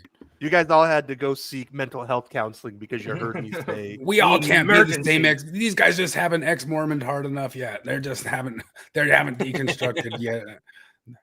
Yeah, not just with Flip, but with the recent stuff that happened with Bill and RFM. When I called them out, like Bill also calls himself pro-choice, but when men like this call themselves pro-choice, but then everything else they do and in their activities or in their voting or for who they support does not support that, then they're not helping us any. They're still actively part of the system that's taking those rights away from us. Who does she think I vote for? Like, she's just making an assumption there. Does she know? I mean, I wonder, did Bill Reel tell Maven who he voted for? I'm curious. I'm guessing that she's just assuming that and projecting. That I highly doubt Bill Reel voted Trump, right? But I don't know that he's announced it or any sort of thing like that. But maybe she thinks he's voted somewhere else or something. I don't know what. Yeah. Well, also, I mean, Maven obviously has the you're either with us or against us. So unless you're voting how Maven votes, then you are necessarily anti or voting against abortion. Well, yeah, but like, so I bet it's probably because Bill Reel, he posted a couple of those things in defense of Trump. Like, look, there might be something to this tariff thing that he's doing, and here's what I think, why it could be a thing. I don't think in Maven's mind somebody could do that and not vote Trump. Like, that you could give like any sort of. If you agree with like one tiny thing that he does, it's. I still love it. It's not even an agreement. He's just saying like, there could be like at least a rational explanation or idea behind this. I still love the one where he posted the thing about where Elon Musk claimed that Doge found evidence of non-citizens voting, and he just said like, so if this turns out to have any merit, if this turns out to have any merit to it, would that be a matter of concern? And nobody on the left answered that question. They light him on fire. Yeah, they just attacked him for burn the witch. Because like the answer is like, yes, that would be a problem. Well, I mean, if you talk to my dad about it, big Trump guy, always voted right wing his whole life. If I remember the left wing guy at work was talking to us about this, and they were talking about getting the getting the Epstein list out, and the lefty guy's like, man, if I don't know if you're going to be happy about that. Your buddy Trump seems to be all buddy with Epstein, which no, he doesn't. You haven't looked into any of this. But my dad also hadn't really looked into any of it. And he just goes, well, if he's on the list, I want to know. Send him to prison or put a bullet in his head or something. And, like, how did you think that was like a set? Like, we had a child rape island And you think that I lack so much integrity that if the dude I voted for was part of Child Rape Island, I'd be like, no, let's cover it up. Well, it's projection because all of the people who are opposing that know about Bill Clinton and look the other way. So Oh yeah, there's just that. He's very dismissive of large groups of people that don't share the same opinion of him, and he didn't let you. Like men, like how big is men? Is that a big group? I was like, She said that's not people. true. Like that's not even true. I'm just asking, like, for what other people's takes are. If they put men in a big group, is that a big group? No, I know, but she said people. You're talking about men. Oh yeah. Oh, Men, yeah. those are cannon fodder. So I They're guess barely even people. But also, like that's a perfect example of the ironclad law of woke projection. It's like, no, that's exactly what you guys are doing, especially Maven. It's not how I am at all. Like my opinions are what they are because I've considered other people's opinions and I've confronted them directly, like literally and figuratively. Like I've fought it through in my mind for decades, and this is where I landed. Yeah, like somebody like me, the only thing that's upsetting about Maven's opinions is what she thinks other people's opinions should be, and how she'll go around thrashing around that they should, that sort of deal. It doesn't bother me that she's very, very pro-life. I don't call her baby killer or think that, or very, very pro-choice. Yeah, no, exactly. Like, very pro-choice. The other one. Yeah, exactly. Like obviously, I land on that side. So, of course, I don't have a problem with the position. Obviously, I have a problem with Maven's rhetoric and the way she treats people. He rolled right over any comment you might have made or any rebuttal. He's like, oh, that's dumb. And then launched into the next thing. That's bullshit. I'm willing to admit that I'm pretty dogmatic about where I. Exhibit A is the actual tape. Like, what tape did they see? Like, that never happened. I didn't roll right over it and go on to the next thing. You know who does that is Maven. She's just she's accustomed to people just shutting the fuck up anytime she says anything. And then like sucking her dick after she says it like it's the most brilliant thing in the world. Yeah. Oh my God, we got a ways to go, but should we talk about the object permanence lesson? I don't know if I want to wait for the future for that one or not. That's the real prize of that episode. I don't know. We could use that as a teaser. RFM said Maven's political views were never the issue. Yeah, we kind of gleaned that. Yeah, we can tell. It seemed pretty obvious that it's just that we heard the whole entire thing. We heard the whole entire thing was that you all were completely nice and polite and gave her all the opportunity in the world to speak her opinions, and then said maybe be a little bit nicer to some other people's opinions, and that made you all the worst.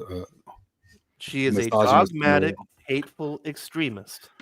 Ironically enough, that's what she's saying right now. Right now, she's saying, I admit that I'm dogmatic in my position. Yeah, exactly. While she attacks me for supposedly being something I'm not. Dang, I'm trying to find it. I'm going to find the object permanence lesson. Man, I was going to try to check out when Jared tagged me in, but we've got too much to get out from this episode. Yeah, here, I'll keep playing this while I find the object permanent lesson. I am, but I think there's a journey, and I think there's facts and data to back it up. But I'm also I'm being honest and upfront about it, and where again he doesn't see that in himself at all. And so again, they want to call me a radical extremist, say like I'm not willing to listen, I'm not all of this stuff. It's all my problem, but it's not his problem at all. It's just a complete double standard, and they're not even aware of it at all. That's what's so wild about this whole deal. Like what she's just saying is pure projection. You couldn't ask for a more perfect example of psychological projection. Like she's completely wrong about me, and she's describing herself. Like we just listened to you. Like that's one thing that's so funny about this is like this whole thing is me responding directly to what she says and has said, and she's acting like, well, she's not even listening. Although we get a perfect example of that in the review of Morgan and Marty, where like because there's that whole thing where it's like they're doing the 3 practice thing, and you're supposed to restate somebody's position as well as you can, just to steel man. You're supposed to steel man them basically. And then anytime Morgan steel mans her, she's like, she agreed with me. Yeah, Morgan steelman's Maven's position, and we know that Morgan doesn't actually agree with that position. She's just demonstrating that she listened, and Maven goes, "Oh, she gets it. See? Like, no, she still disagrees with you. She's just a better listener than you." All right, are you ready for this? Shushka dolls, all right, and like Demonstration. like they're separate, like they are separate, so there's no like, so they're both equal value, all right, but when you've got just the one and there's something inside of it, this is what has the most value. Can you see them like with your own two eyes? Like one of these has another doll inside of the other, like until it's outside and on its own, then what you see, who you see, that's who matters more. Oh, right? This explains why pro-choicers are so Some of them out, but like opposed to ultrasounds. This is why. Because Here's once you see it, oh my God, that's a person. Now I can't just murder it. Shushka dolls, all right, and some of them out, but like Morgan. Demonstration. like they're separate, like they are It's the same separate, so clip. there's no like, so they're both equal value, all right, but when you've got just the one and there's something inside of it, this is what has the most value. Can you see them like with your own two eyes? Like one of these has another doll inside of the other, like until it's outside and on its own, then what you see, who you see, that's who matters more. Humanity is based on object. And I do understand what you're saying. Have you got the bunnies picture? Yeah, I'll pull it up. Hold on. Disagree that because the baby is inside the mom, that the mom gets precedence. But you can't say it. The Shushka dolls, all right. Man, the thing didn't work. I This is found one of those these things where, the way Maven talks, like you have to literally ask yourself, does she know where babies come from? Like, how stupid is that? Like, I mean, so much of what she says, it just seems to like have to set aside realities of human reproduction. Like, people come from sex and childbirth, and women have babies. That's where people come from. There's no getting away from that. So we figured out like the trolley problem for vegans. Like, which bunny can vegans kill? You remember the Simpsons episode where they moved to Cypress Hill and Bart gets put in the special ed class? That class just makes me think it like Maven could be teaching that class. The object lesson and the patronization. It's like you're speaking to like remedial fourth graders. You got one doll right here. Okay, we see it with our eyes, right? Do you see the other doll with their eyes? Oh, it's gone. So now we can kill it. Are not very good at abstraction. That clip of Chrissy Mayer being Frost. I'm talking to you like you're retarded because I think that you're retarded. Let's see if I pull that one up. While we go back to, I didn't lose it, did I?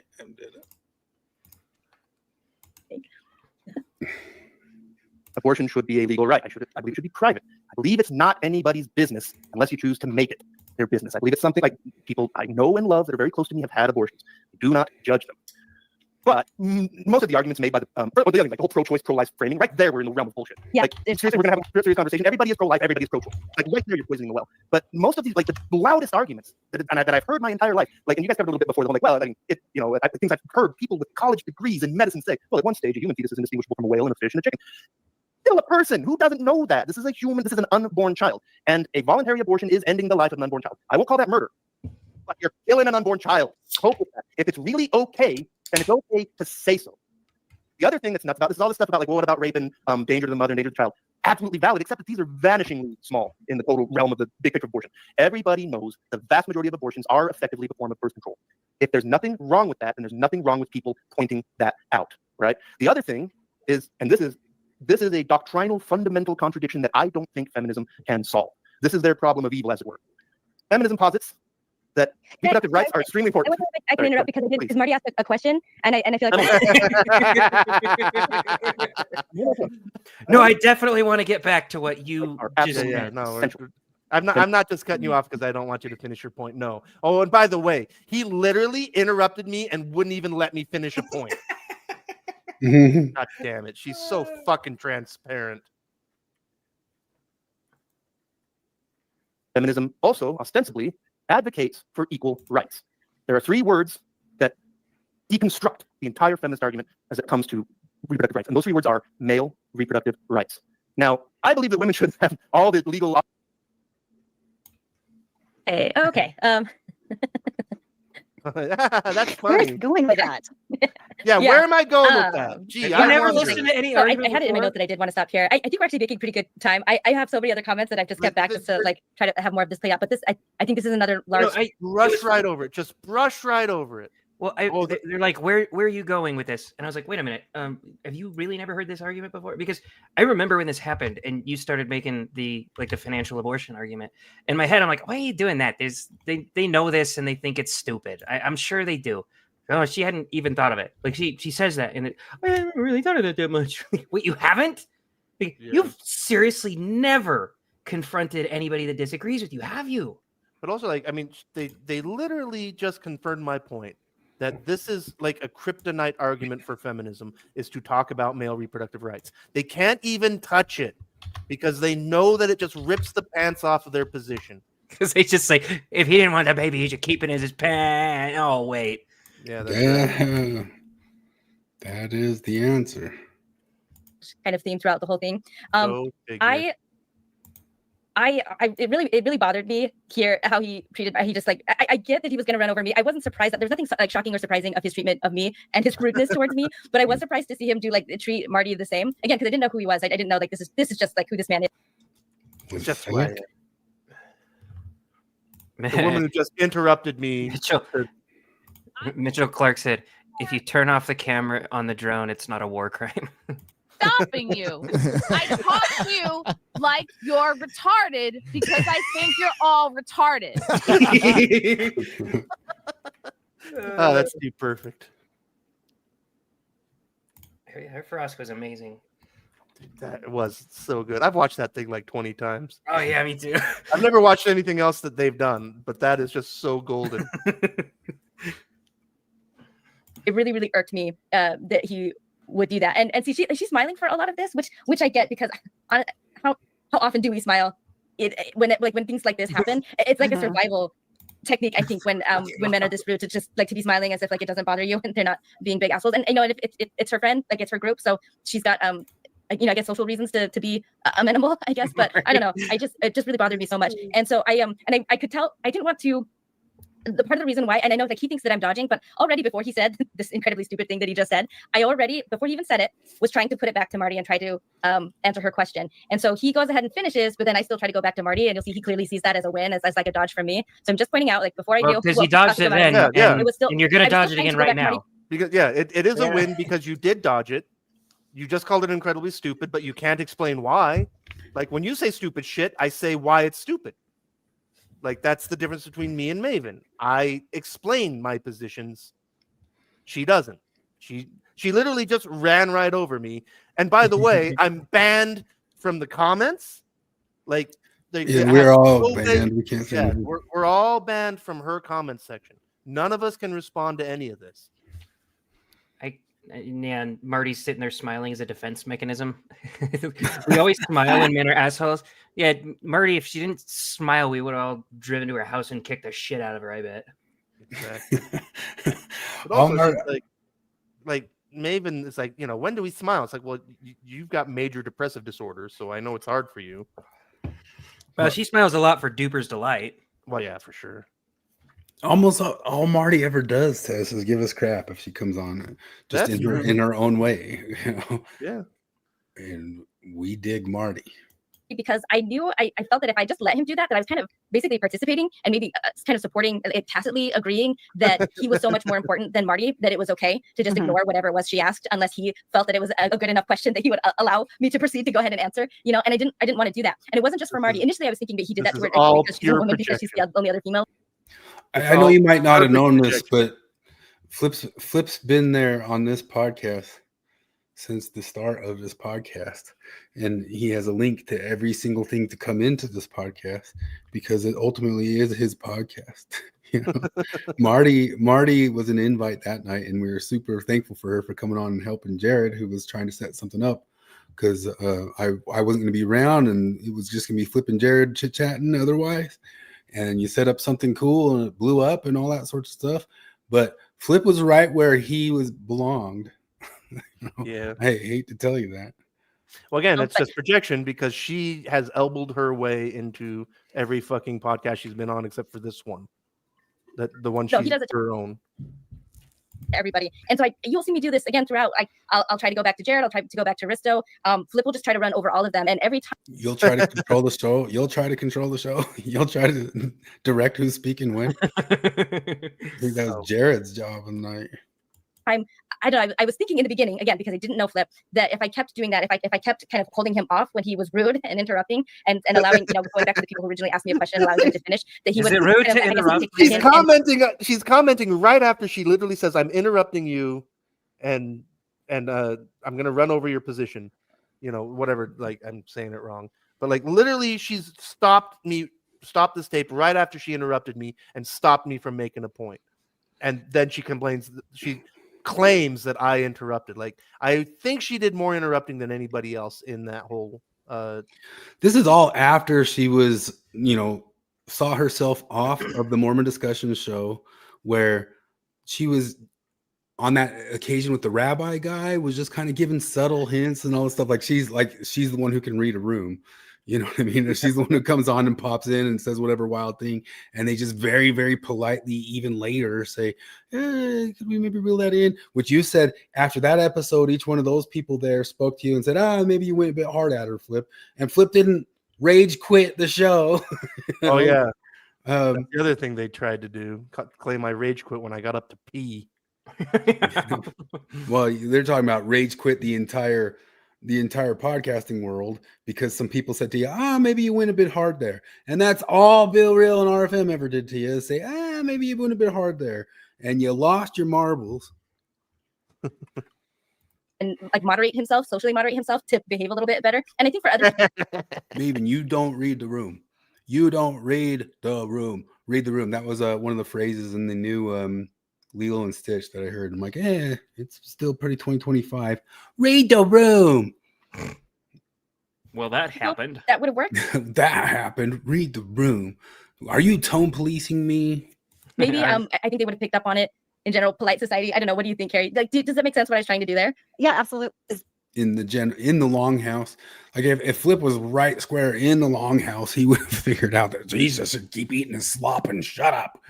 RFM said Rabbi Joe thought Maven was SS, which is why I named myself Secret Police today.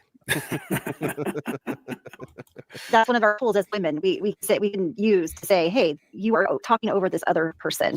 And I don't think anybody could have been given more polite and subtle direction than what RFM and Bill Real gave to her. Like if she had just taken some of that direction, she could have kept her opinions and stayed on a huge show that would have kept getting her future whatever. And she blew herself up and made a scene out of the most subtle, polite, even call it like redirection. Just what is it even? And she blew herself. She flamed out of the whole entire thing. And I don't know. Maven isn't SS, but she is Girl Stapo. Or other people's voices, and that's what you were trying to do, I believe. Yeah. I don't know. I don't want to make excuses for him because he chose to come on this podcast in whatever condition he was, but he was drinking. So I don't, and I will never know how he is sober because I'm not going to watch. He's worse. I don't know if he just felt. He's worse. Yeah, just look right now. But also, like, I will never know. Slows him down a little bit. Oh, so you've already, before even you've ever met me, you've just cut me off from all possible discussion. Like, I'm willing to talk to you, even though you lied about. You are welcome over and over again. Pop in our chat right now. We will send you a link right now, right in a second. Yeah, but like, it's just really, I don't know, it's so astounding. But also, it's like, I don't know, just that whole thing. Like, I didn't even. That's not drunk. First off, I almost never actually get drunk. I don't like it. Like, that was a bottle of wine, but I'm huge, you know. And also, like I mentioned, like, my dad was dying, and that's kind of what that was about. Misogynist. Exactly. Yeah, had that liquid courage or what was going on with I think so, but I think it's liquid courage to. No. No, it's autism. Just kidding. Yeah. It is not that. It is Without that half a quart of wine in you, you wouldn't have had the courage to be boisterous. so fucking stupid. Flip's had a lifetime problem of speaking his mind when it is time to speak it. You know, the problem is it's one of those things where it's the society that's not ready for just Flip being what should be normal. Like, here's my opinion on the thing. It's not that wild. I say it a bit aggressively sometimes. I don't know if you could just. I don't even know how to talk about the tone is aggressive. I don't even know what it is. I talked about it before. One time I was there with Flip when he had to talk to his building manager about getting something corrected, and he had to stop and tell her 3 times, like, I know I'm a big guy and I know my voice comes forcefully. Please don't take that as being aggressive.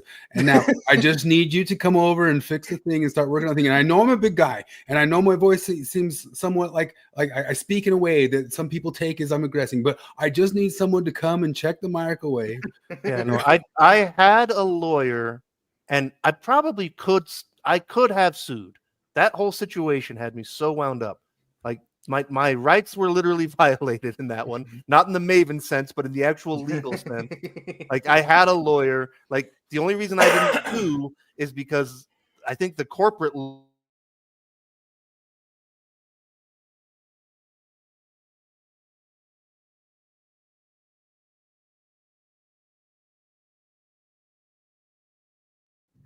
Am I back? Yeah, I don't know what happened. I think my internet's No, out. it was everything. It was everything. Oh, okay. Yeah, my manager, like, she was being a total bitch to me. She was trying to evict me literally for like absolute bullshit. And that's things like because I called like the corporate guy, and I think that they like talked to their lawyer, and their lawyer was like, "Oh, you guys are wrong, and you need to be nice." Because like the next time I went and talked to that lady, she was just, "Oh, hi, oh great, oh no, everything's fine." But this is the problem. It's a problem Maven doesn't understand. It don't understand with the world of what it's like for some men. I've been in there in workplaces where Flip goes into some room and he has extremely good spatial awareness and type of stuff. And he sees something, he says, "This is wrong. It should be over there." And the whole world goes, "Why do you say it like that?" And he was just 100% right. And he gets in trouble for it. And then they do it, what he asked them to do. You know? And that's the world of that, you know. Be the person that he really is on the inside, I think, unfiltered. And none of my interactions with Flip have really been any different, honestly. But I don't know if he could be a functional drunk. Flip is a cigar. Flip is coffee that you haven't put all the milk and cream in the world into. Flip is the bitters of the world. He's an acquired taste, Maven. You got to get past the num-nums. You got to get past the mac and cheese. Flip is an acquired taste. But also, like, Maven, have you ever tried engaging with anybody at anything less than your fucking dogmatic extremist position? You know, like, maybe you'd get different results if you didn't act the way you did. Like, notice what happened with Bill and RFM. It kind of says something about the society, because I mean, she is kind of getting her comeuppances for just the extreme position, but Flip has very moderate positions set aggressively, and he's the pariah. And Maven has extreme radical psychotic things that she says, like a dainty little, "Ooh, I'm a damsel in distress. I'm just a girl." The problem with talking to Maven in the way that like Morgan and Marty did, or even in the way that I did at first, like, is I had this girlfriend in high school, and her name was Chantel, but she always pronounced it Chantel. And so I'm at my house, my mom's getting to know her, and she hears her pronounce it. She's like, "Oh, is it Chantel or Chantel?" And she goes, "Yeah, Chantel." Okay, but is it Chantel or is it Chantel? Like, "Yeah, Chantel." And that they went through that iteration like 4 different times, and it's like she couldn't even tell that she was saying 2 different pronunciations.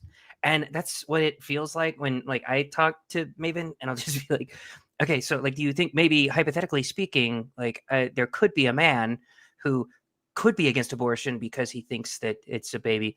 "No, it's like you just want to control women." And Morgan will explain her point back to her. She'll be like, "Yeah, you agree." It's like she has no idea what the other person is saying unless you are really in her face. Yeah. Also, like, because the other thing is like, and I feel like Maven has done nothing but justify this. Like I told you guys in the comments, I've said before, like I talk to feminists the same way I would talk to a Nazi. Like I'm not gonna go to the halfway middle where they're not at. I'm gonna go right to where they're at and confront them there. You know, I'm not gonna talk to a Nazi and be like, well, okay, let's talk about some of the social issues of capitalism and maybe there are a lot of Jews. Like, no, you're a fucking racist. Knock it off. Like, we're not gonna dance. I'm not gonna tiptoe around Nazi bullshit, and I'm not gonna tiptoe around feminist bullshit. You know, because like, and you guys again, like, it's a strategy. Nazi though. It's I'm gonna punch. You know, and it's to your credit that you all tried. You all tried to like, okay, like you you get more flies with honey, whatever. But like I've just learned my lesson. Like, no, with feminists there is no middle ground. They're not gonna cross the aisle. Not a chance. And Maven has done nothing but justify that. Well, and the problem is all they're doing is default shifting, right? Like there's this guy at work who he wants the lights in our brake trailer like off, like completely off. There's like a dimmer switch in there, and every morning we get in there, he just turns the lights off. It doesn't matter what anyone's doing; they can be reading or whatever, and he turns them off. And then somebody will be like, "I'm reading." He's like, "Oh, you need the lights to read?" Yeah. And then anytime he leaves, we turn the lights back on because we want the lights on. And he'll come back for lunch and immediately turn the lights off. And it's like he's got no sense of that. You know, anytime you're not here, like you want the lights, like the lights are on, so you're clearly the only one that wants this. But it's like he does this thing where he shifts the default into the default is that the lights are off. And anytime somebody wants the lights on, it's like they have to negotiate with him and be like, yeah, I would like to read right now. He's like, well, do you actually need the lights to read? You can read without the lights. There's a window right there. And like they have to explain to him why they need the lights.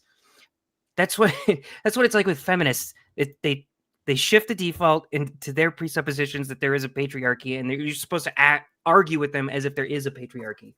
Yeah, you have to argue in their frame of what the world is, and you're kind of like, I don't buy the whole thing. Mitchell says the child of ash behind her, she wonders what's wrong with everybody else. Mighty true. This is always true. You remember when that whole like punch a Nazi thing came out, and we had like a friend and all that stuff who said I would punch a Nazi, and I said no, you can't just punch a Nazi unless there's a violent reason to do it. Like you can't use violence against violence. You know, the non-aggression principle until they're being aggressive or something like that. But I always kind of joked about that. If you remember, we were talking about that when that was all coming up, and it was on Feminist Mormon Housewives, and we got booted off of that because every time I would talk on Feminist Mormon Housewives, someone would pop up and say, Chris Hanna says he wouldn't punch a Nazi or something like that. And well, no, none of you assholes would ever punch a Nazi. I punch a Nazi. It's just you guys wouldn't dare to. You'd want to right when you meet them. I wouldn't do it to them. I'd argue with them like Christopher Hitchens did on whatever show. But if they got aggressive, I would punch them. I would punch a Nazi for the exact same reasons I would punch a black man or a white man or any kind of man. If they like attack me, I will punch you. And if you happen to be a Nazi, I'll be like, oh, I punched a Nazi. Yes. And then there's the whole other end of it is that even if they did get aggressive, you little guy probably wouldn't do anything. Oh, yeah. And I would. But also it's just like, well, what don't you like about Nazis? Like, well, they believe in political violence. Punch them. We must show our peaceful ways by force. We were actually watching. We must conquer the world with our pace. It's just like that wonderful moment from that movie Saved, where the girl throws the Bible at the other girl. I am filled with Christ's love. Of Christ's love. We were watching South Park last night, and I think I've seen this episode before, but I didn't remember it at all. It was the eek a dick or eek a penis. And oh, yeah. I did not remember it at all. That's one of my favorites. Cartman is like trying to reach the underprivileged inner city kids, and he tries to teach them how to cheat. Yeah, how do I reach? That's Edward James almost. The abortion clip. Yeah, the abortion. I was gonna just send it, but I know we just get taken down for that. Just where he comes out, she's like, I know I'm good at cheating, but I'm what pregnant. have I been teaching you to cheat? Why do you think white girls get ahead? Because they get abortions. You just need to Abortion, the cheat that little life. ultimate- You just need to cheat that little critter out of life. He's like, abortion is the ultimate cheat. You're cheating nature itself. Did you guys ever play the South Park Stick of Truth? I've been wanting to play it again. When Oh, you yeah. go to the abortion clinic and the giant aborted baby it's attacking you. Oh no, Kim Kardashian just had an abortion. It's the biggest abortion we've ever seen. Oh my gosh. You guys are talking about let's build a snowman I guess you're talking about Frozen, but when I think about that, my mind goes to this. Let's build. I don't know if I can play it because all the South Park stuff keeps getting us. But this is Cannibal the musical. Let's build a snowman. I don't think would Troma hit us. I don't think they would. They're the ultimate punk rockers. I guess we'll find out. That's the other thing. I was thinking the exact same thing. I'm glad your brain was where I was at.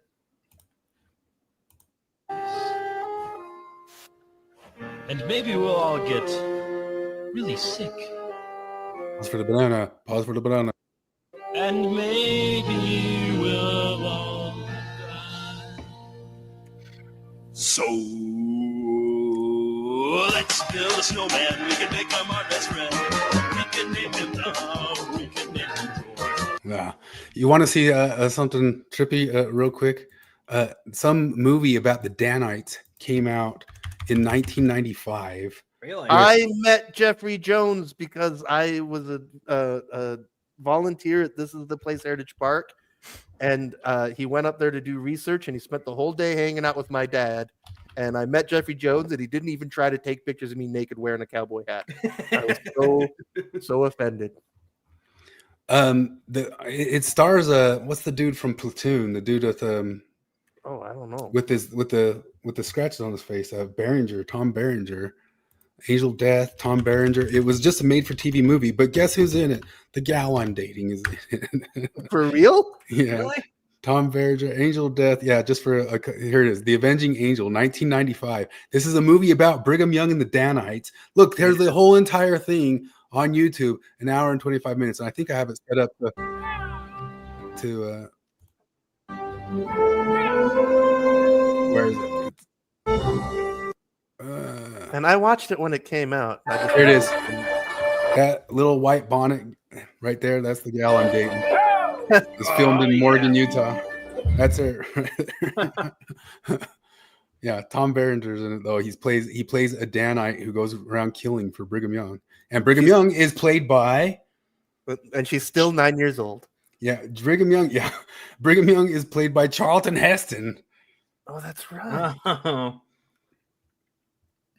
He was a Moses of a type, I guess. There he is.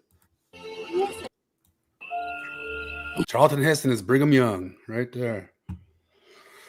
The Avenging Angel, 1995, filmed in Morgan, Utah, the same place Troll 2 was filmed, which is the worst film in history, and I guess there's a big festival coming up for it in Morgan for Troll 2. Anyway. Oh, one real quick while we're on tangents, I forgot I was going to mention. I had a totally unexpected Mormon adventure this Sunday, because Doodles' birthday was on Sunday, and so I met Mr. and Mrs. Doodles for coffee and pastries, and because Mr. Doodles is a composer, and their composer friend from Thailand was in town visiting, and he's a fascinating guy, really funny, but they're like, well, what should we do? What's to see in downtown? And I said, well, if you're into music, you got to go check out the organ recital at the Tabernacle.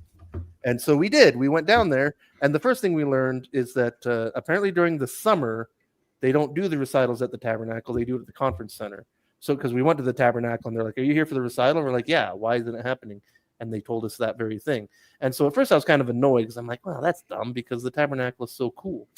But we walked across the street to the conference center, and we sat down for the organ recital, which is always cool. Tangent upon the tangent, they played all of the military songs, like they did Anchors Away and The Army Goes Rolling Along and The Wild Blue Yonder. And then I got to thinking, like, is there a military march for the Space Force? There is, and it's good. But anyway, at the end of the thing, the guy from Thailand is like, do you think think they'd let me see it? I'm like, probably not. I think they got rules about that. But the organist was like, kind of walked up to the velvet rope and was talking to somebody.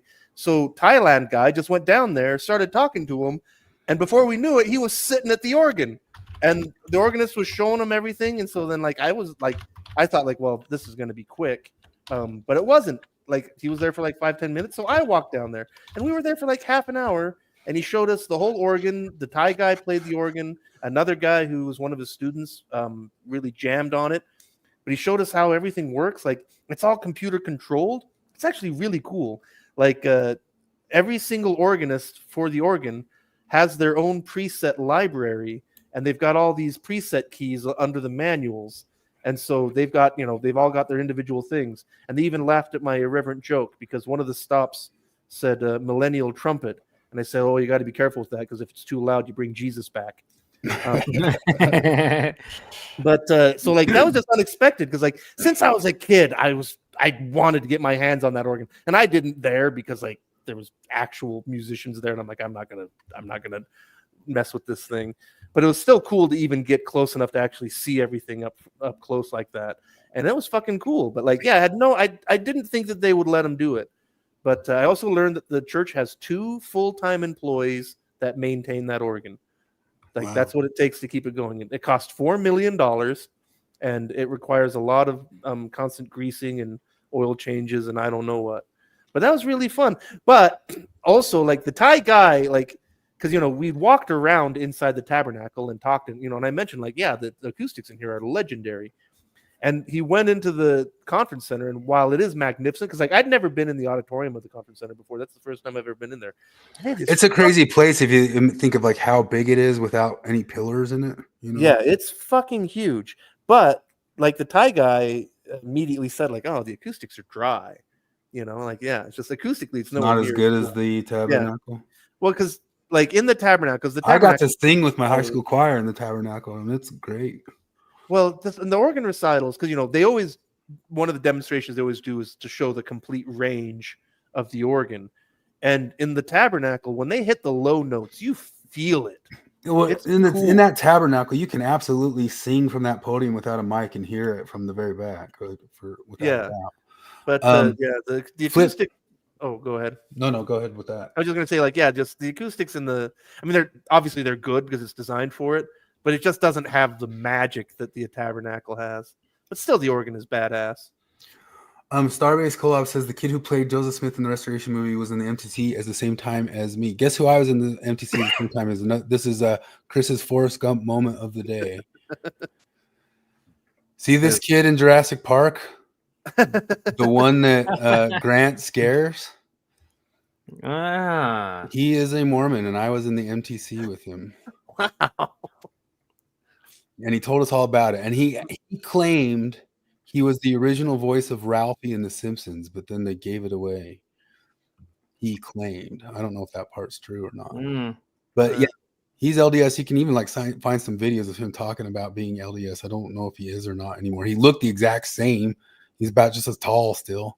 Was he Younger's creation? He's like, there actually weren't any dinosaurs. They were left over from other planets that God used to make ours.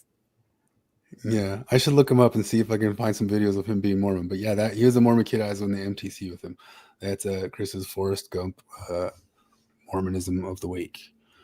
I wonder if Nilsson purged all the I'm a Mormon videos. So I'm sure there's somewhere on YouTube. They got to be on there somewhere. But Flip, your dad played a very big role in a Mormon movie. My dad has an IMDb page. Yeah, what's the?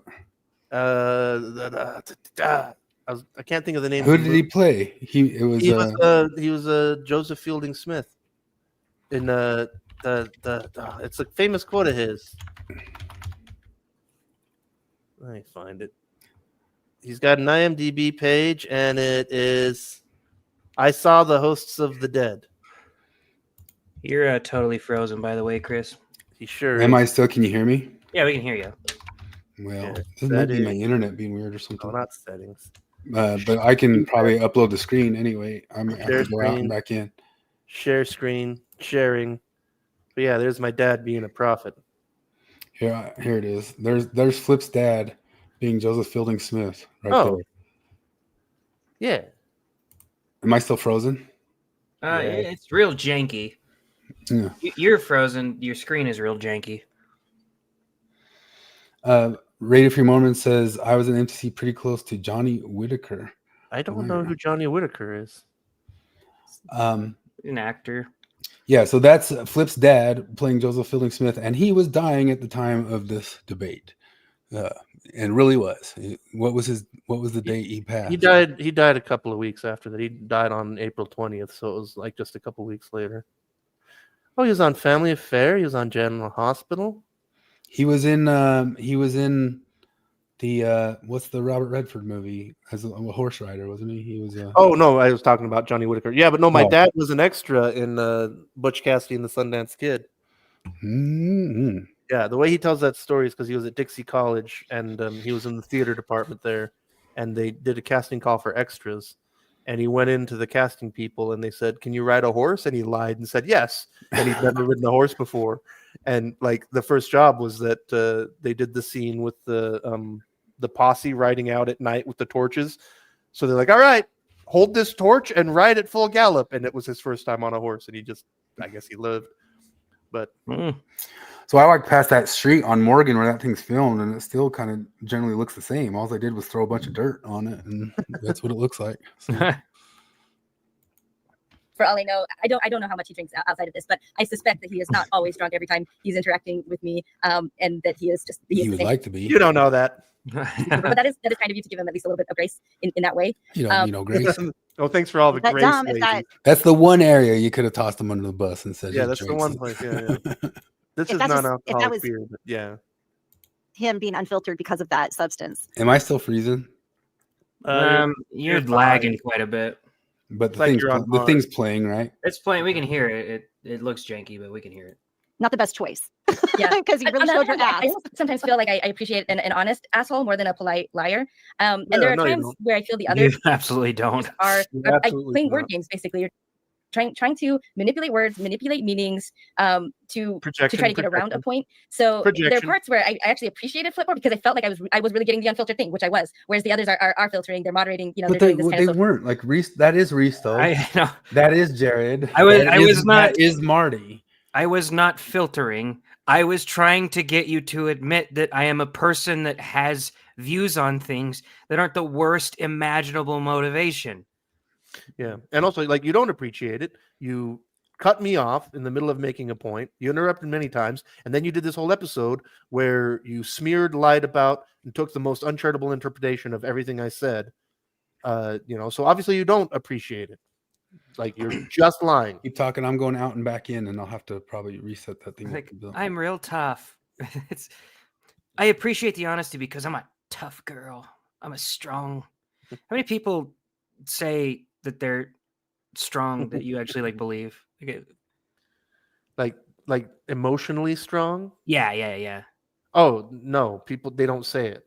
No, I know. I don't think I've ever heard a person say, "I'm really strong.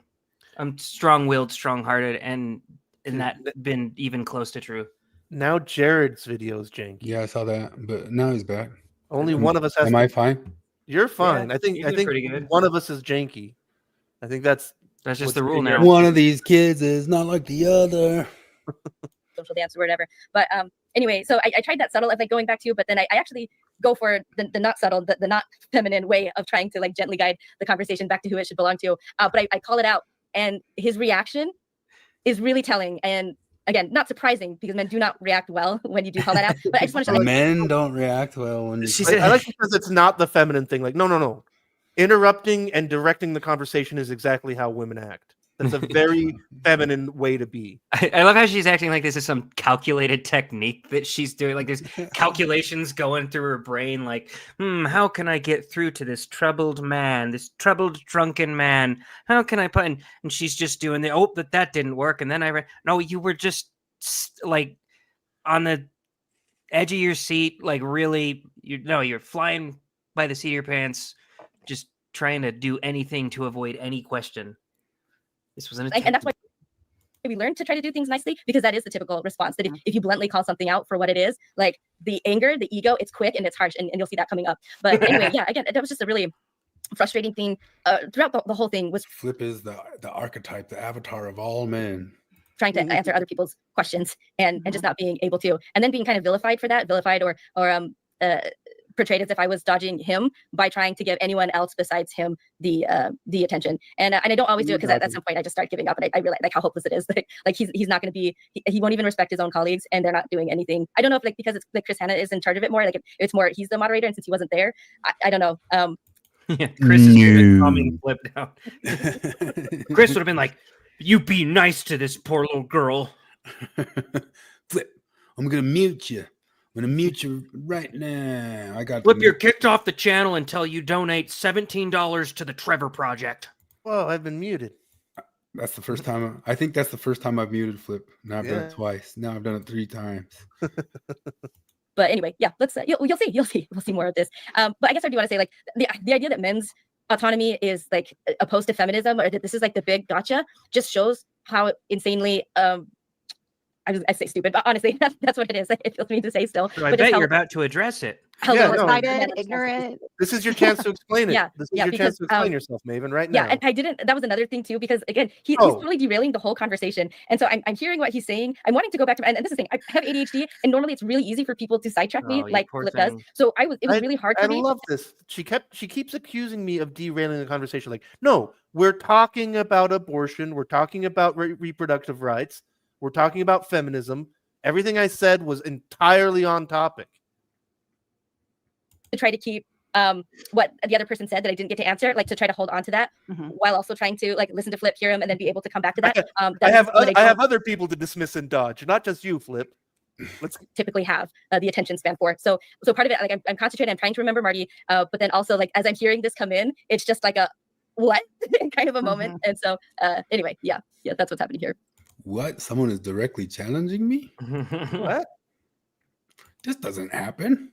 And I love how she explained in this later video how she wasn't dodging the question that she dodged, and then said it's an easy question to answer. To think that feminism flies in the face of this is laughable, and then dodges the question. Like she doesn't answer how feminism could possibly answer it. I'm definitely fatter. I'm wearing the same shirt. But I think you're fatter then? I think so. Just just compare the me with the me. But let me turn my head. Yeah, see. In the world, I don't know. Not believe men should have the same reproductive rights as women. I don't believe. How much have you drank since then? Between now, you stopped drinking? Entirely. No, I didn't. I actually am drinking less beer. I drink more non-alcoholic beer instead of light beer. Reasons I don't believe that. But can feminism face that? Because there's no feminist anywhere that I've heard advocate for men to have the right to opt out of parenthood. In fact, every single time I've ever engaged, it's like magic. Every time I bring it up, the answer always comes back from feminists. They instantly become super conservative Christians, and they say if men don't want to deal with the responsibilities of their sexual activity, they should keep it in their pants. It's amazing how they say that. Now, and they, like the cognitive dissonance doesn't trigger in their head. Like, well, wait a second. What's good for the goose is good for the gander. If men don't want to deal with the consequences of sex, then they need to keep it in their pants. Does that go for women? So you're talking about parenthood. This is really, so to me. No, I'm talking about reproductive rights. This is this is fundamental. I think I don't know if I bring this up later, but what's the answer? Like I asked. Oh, you're gonna get it right here. It's coming right here. Oh, let's see. No, it isn't. But I might not bring up this point. I will say this phrase, like the keep it in your pants, but it is almost always. Actually, the answer is it's exactly as you frame it. As a response to people like this, to pro-lifers, where I'm trying to use their own logic and consistently in their worldview that they're trying to put out here. So I've never ever actually legitimately said outside of that context to someone who's like, I don't want to be a father, but I want, I don't want to be a father, but I want to have sex with whoever I want or whatever. Then I would say, well, you should probably get a vasectomy, or you should do something. If you don't want to be a father, but you want to have sex, then you should be engaging in some form of birth control. And a vasectomy would be the ideal one, because then you don't have to. So it's all before the baby happens. Reversing reality. It's because stuff she that knows. You should do before. I literally just said that I say this in direct response to feminists saying men should keep it in their pants. And then she reverses it. And it's like, oh, I only say it in response to men. Like, no. Well, like, and it's when she was on Divas's show and I was on the comments and I wasn't banned yet, feminists in the comments were saying men should keep it in their pants. And then I replied, okay, I agree. Should women keep their pants on? And Maven responded to that comment without referencing the previous part of the conversation, which was totally dishonest. And every time she does this, she's just like, because she says like, oh, Flip always comes into my comments and says that women should keep their pants on. You know damn well, Maven, because I know you see the comments. I'm responding directly to feminists telling men to keep it in their pants. Like, Yeah, the funniest, she's so dishonest. The funniest part of this is that she thinks she made a point right there. Like, I've had a million arguments with a million different Mavens on this subject, and they'll always say, well, if like she's trying to act like it's this big thing where she can turn it back around and be like, well, if men don't want the baby, they should keep it in their pants. And I'm always like, yeah, they should. That's my stance. Yeah, no, exactly. Don't put your dick in a woman you're not willing to impregnate. Okay. Yeah, like that's the thing. Like you know, Maven's ultimate villain are conservative Christians. You know, because conservative Christians say that if women don't want to deal with the consequences of sex, then they should keep their pants on, which is pure evil. They also say the exact same thing about men, which is the opposite of feminism. Feminism only cares about the women. You know, women have no agency until they're pregnant. To answer Radio Free Mormon, because beer is good. It's for the Flip is one of those weirdos who loves the tastes. I like, yeah. There's delicious beer is delicious and malty and refreshing, and I don't. That's things like I don't really care much about the taste. That's why I'm drinking Bud Light. I drink every day, mostly. I shouldn't say like I haven't had any. Well, I had a little alcohol just now with I had a little bit of bourbon. So you talked to Maven earlier? Exactly. But like my average alcohol intake is 2 or 3 cans of light beer in the evening. Like I get home, have my dinner, can of light beer, and I might have 2 or 3 and I buy the lightest beer I can, and I lament that I can't find beer with less alcohol in it. Because I don't mind like a little buzz here and there, but mostly I don't like getting drunk. And usually about once a week, and that's the other thing, is like this episode that they're reviewing is one of the days, but once a week on average, I will have a bottle of wine. I try to find something good and usually pair it with a meal or something. And that's like my wine day. But then and I don't always do that because that is kind of a lot of alcohol. And and when I do that, I stretch it over a few hours, because I don't for one thing, I'm to the point now where I get a headache before I have any fun with alcohol as far as the deleterious effects of it, which is fine with me. Like, it's not good to drink a lot of booze. People shouldn't do that. As Greg said, LOL, Flip is a sommelier, basically, except for he's also too honest of a person to believe in the sommelier-isms of the world. But he can talk to you like a sommelier, and one of his callings in life, his booze corner here, is to direct ex-Mormons in their alcohol journeys on how to enjoy it more than just get boozy. I still want to do that. Hey, how about you, RFM? I've always wanted to do the ex-Mormon's Guide to Drinking and Alcohol. Do you want? I can... If you go back and find when we have the booze corner up, you can hear Flip rant extemporaneously on any sort of booze that you could imagine at Flipopedia levels. Yeah, especially because right now, for example, I'm technically never been a sommelier and wouldn't want to be one. I did get there's 2 paths in wine world. There's sommelier path, and then there's more of a sales side, industry side path. And I did the industry side path. I do have an internationally recognized certification in wine knowledge. But sommelier is you don't do the BS taste testing and sniffing and guessing what part of the world it's from. I mean, which is as magical as anything. But yeah, because the sommelier is a guy in a restaurant, and their whole job is to pair your wine with your meal and the whole restaurant thing. And I know some sommeliers. I think every ounce of learning, they make really good money. Yeah, and they learn a ton of stuff. The only BS part is the taste testing. Don Chelada, Michelada. I have never had one of those. It's not too different from a red beer. I had a red beer when I was in Nebraska, which is literally just tomato juice and beer. But I don't know. I'm not opposed to things like Don Chelada. in principle. Like they're crispy and refreshing and crushable. That's part of what, like putting a little salt in beer makes it, you can drink it faster. It's weird. But again, though, like I don't do a lot of like slamming beer because like that's kind of what chiladas are about. That I figure.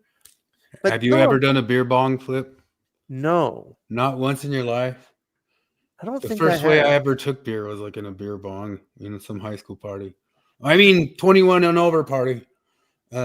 Before, and I went on my mission. Joy Levitt says, I also enjoy beer, culminated 2 separate European beer fest trips with dancing on the tables in Oktoberfest Munich. Still a very worthwhile thing to do. I haven't been to Germany yet, but I really want to do that. I went to that German restaurant in Vegas. That's the same, right?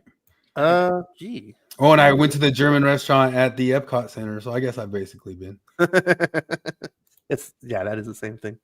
Like, but I do like when I was in England, that was beer heaven, just because so much of the beer is like between 3 and 3.5% alcohol, and it's just better. Oh, even beside that, like just nice malty English ales, just so much better.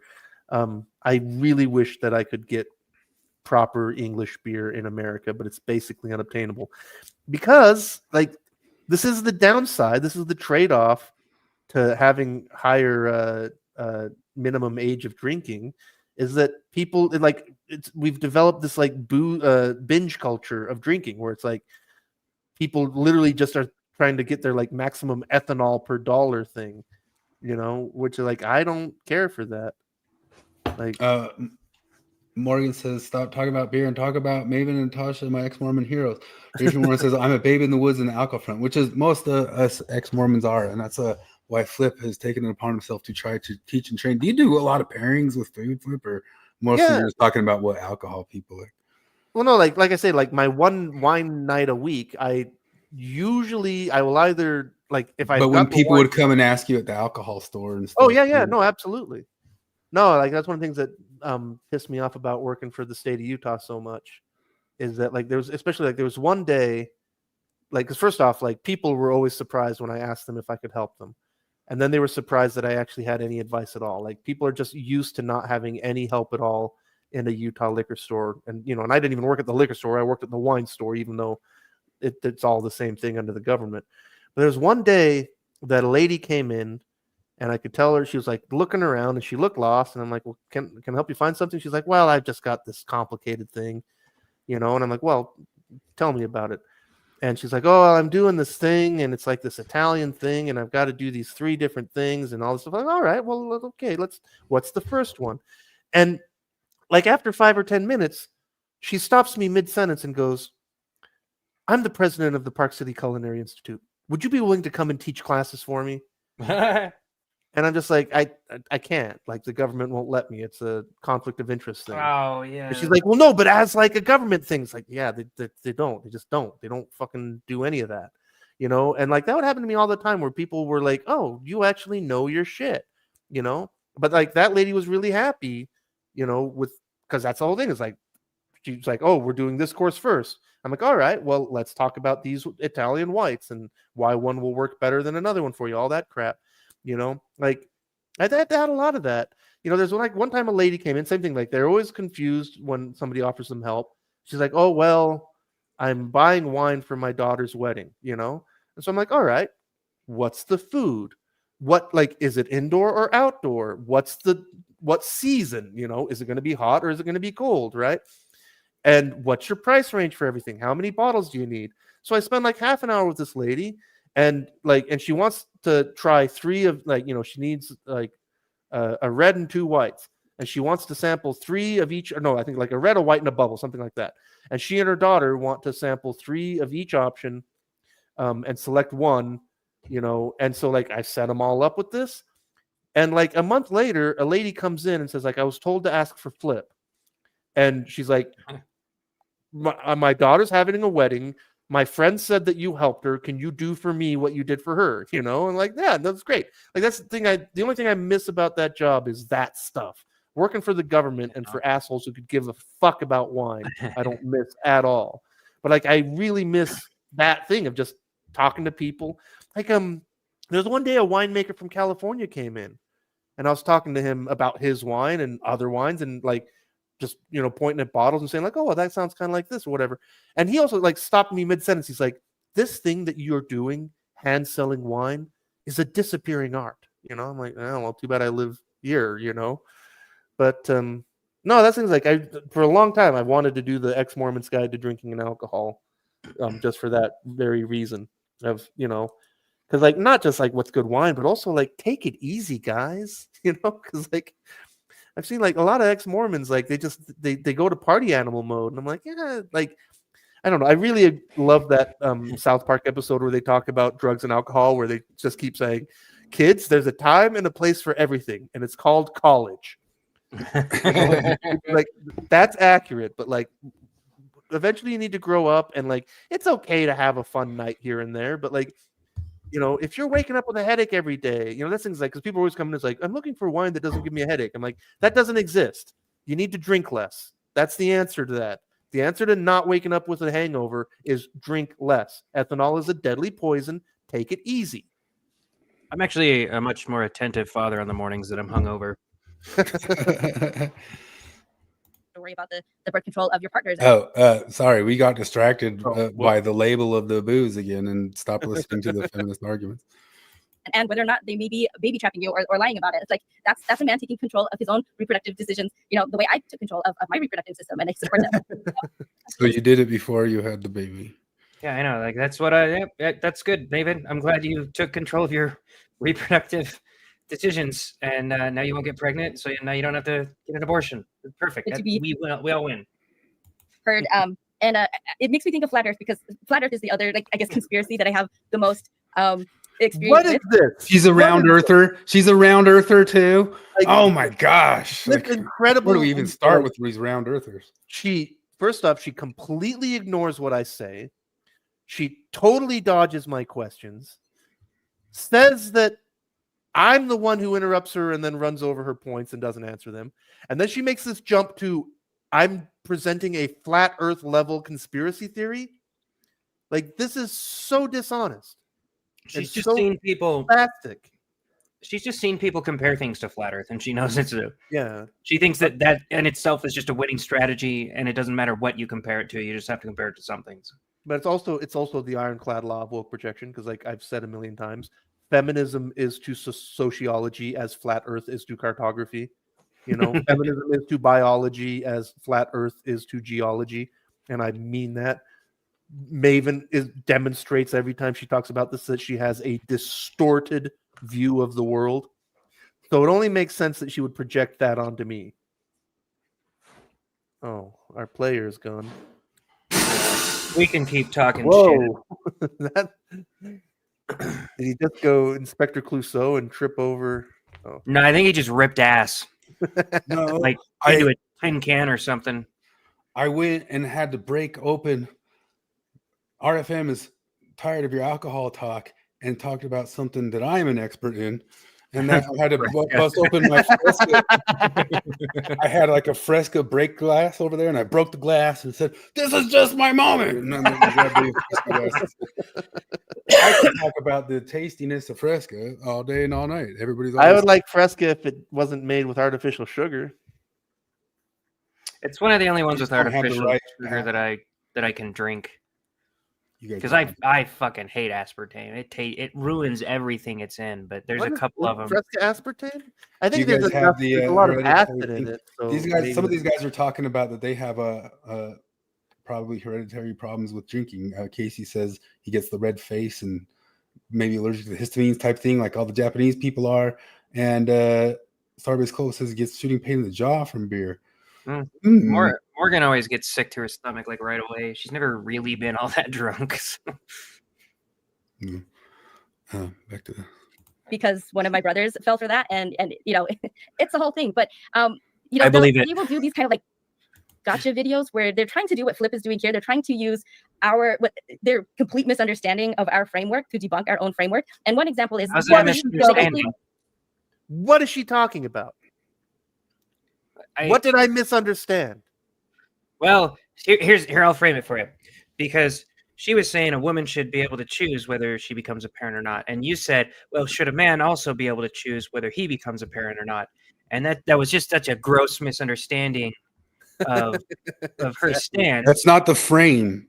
We're in a different frame. And you just don't. That's the get wrong it. frame. Read the room, Flip. That's the wrong I frame. know you're just trying to pull a gotcha on her because you think she'll just keep on smiling like all good women do when men are acting up like that, but she's just not going to do it anymore. There's a whole other frame you just ignored, and that frame's called the reality, real truth.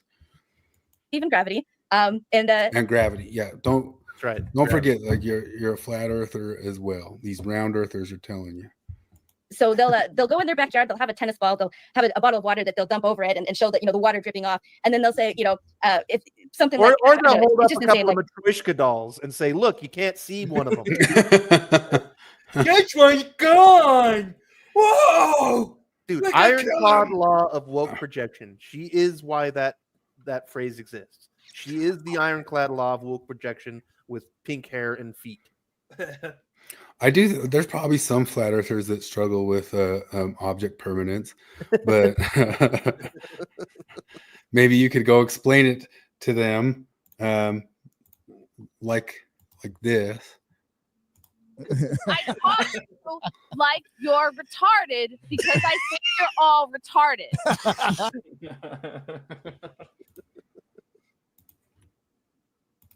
I'm a little bit sad that Frost kind of just disappeared. Yeah, she was never that big of a thing anyway. Just all I know about her is that scandal. That's all anyone knows about her. But well, it wasn't even really a scandal. It was basically the same thing as a Maven thing. It was exactly a Maven thing. It was that video game show with G whatever that had been on cable television for years. Yeah, G3. What's that? It's G3. She G3. horned her way into something that dudes liked to do, a hobby of theirs. So they rebooted Fucking ruined G3. it. They put a Maven on it, and she obliterated it with feminist rants, and the whole entire channel went down. And then she went and made a larger rant on YouTube about the sexist men who made the show end, and everybody cheered it. And then that whole thing that she was doing was an impersonation of her rant for having destroyed a TV show that people had loved since the 80s. That's just like the it's just like the common fucking den mother trope, right? It's like if I were to go, I don't like strip clubs. I think they're gross. So I don't go to them. But it's like I went to a strip club and said, gross, put some clothes on, you fucking slut. You, there. No bikini anymore. Put on some clothes. We're not serving alcohol here. We're going to sing some hymns. Yeah, that's what Frost did. Because G3 had Olivia Munn, trying to eat a hot dog without using her hands while in a bikini. It was clearly this show for dudes. It was a dude space. I don't like that. Well, don't go there, okay? Yeah, so they rebooted it in the era of insanity that we all just went through the past 10 years. And they tried to reboot it with, instead of Olivia Munn, a Maven type who just got up there and lectured people instead of talking about video games. And then after lecturing people, it turned people off and it bounced and blew up. The reboot of the whole series and show just died after 3 or 4 episodes, after millions of dollars were pumped into it. And then she gave a rant on the way out, which you don't know why the producers of that show are like, oh, that didn't work, but we'll let her go ahead and give one final bow out for, Okay. Yeah. And flamed out like that. And the show's just gone and will never be rebooted again. Like so many different IPs that come out and try to do that again. They'll basically point the water. They're about to release new King of the Hill pretty soon. You think they're going to pull it off? Gee, I wonder. I don't know. Dripping off the bottom. They replaced was it Chang? Is that the? Yeah, I can't remember. Yeah, they replaced him because he's not Asian. Yeah, but that was a Fox network requirement or something like retarded. that. Really? But Mike Judge is making it still, right? Yeah, Mike Judge is making it still. And they were obviously they can't have Dale. He only recorded. Brittany Murphy also isn't there. Yeah. They have another guy that was, I can't remember which guy, he was already on the show that's going to be voicing Dale now. bottom and be like, how do the oceans stick to the globe? You know, and it's just this whole like checkmate. You can look at a list of episodes, and if it were anybody but Mike Judge, you would say, "Uh-oh." But Mike Judge might treat every single one, because like there's something about vaccines. There's something, and what's Dale going to be like with vaccines or something like that. There's something about, I don't know, climate change or something like that. But Mike Judge might be the type of person who could do that some funny justice, Yeah. The But also, Beavis and Butthead reboot was good. I mean, Oh, that's great. How gigantic of a straw man is she doing here? It's so amazing. She completely ignores what I say, shits on me for saying it, and then says, "Oh, he's like a flat earther," and then starts acting as though this is my argument. Like, it's unbelievable how dishonest she's being. Well, she's been talking about what you said for about 10 minutes now, so I'm sure she's about to address the argument that you made. Oh, I'm sure it's coming any second. Big Chris says what I also agree with. I think she completely disagrees with Maven, but is afraid of the confrontation. Yeah, I believe we were saying it the other day. She said from the beginning, I have my own thoughts about it. Share what they are. See if you won't get Bill reeled. If you dare share what your other opinions on stuff are, do you dare to say what your actual opinions are in front of Maven?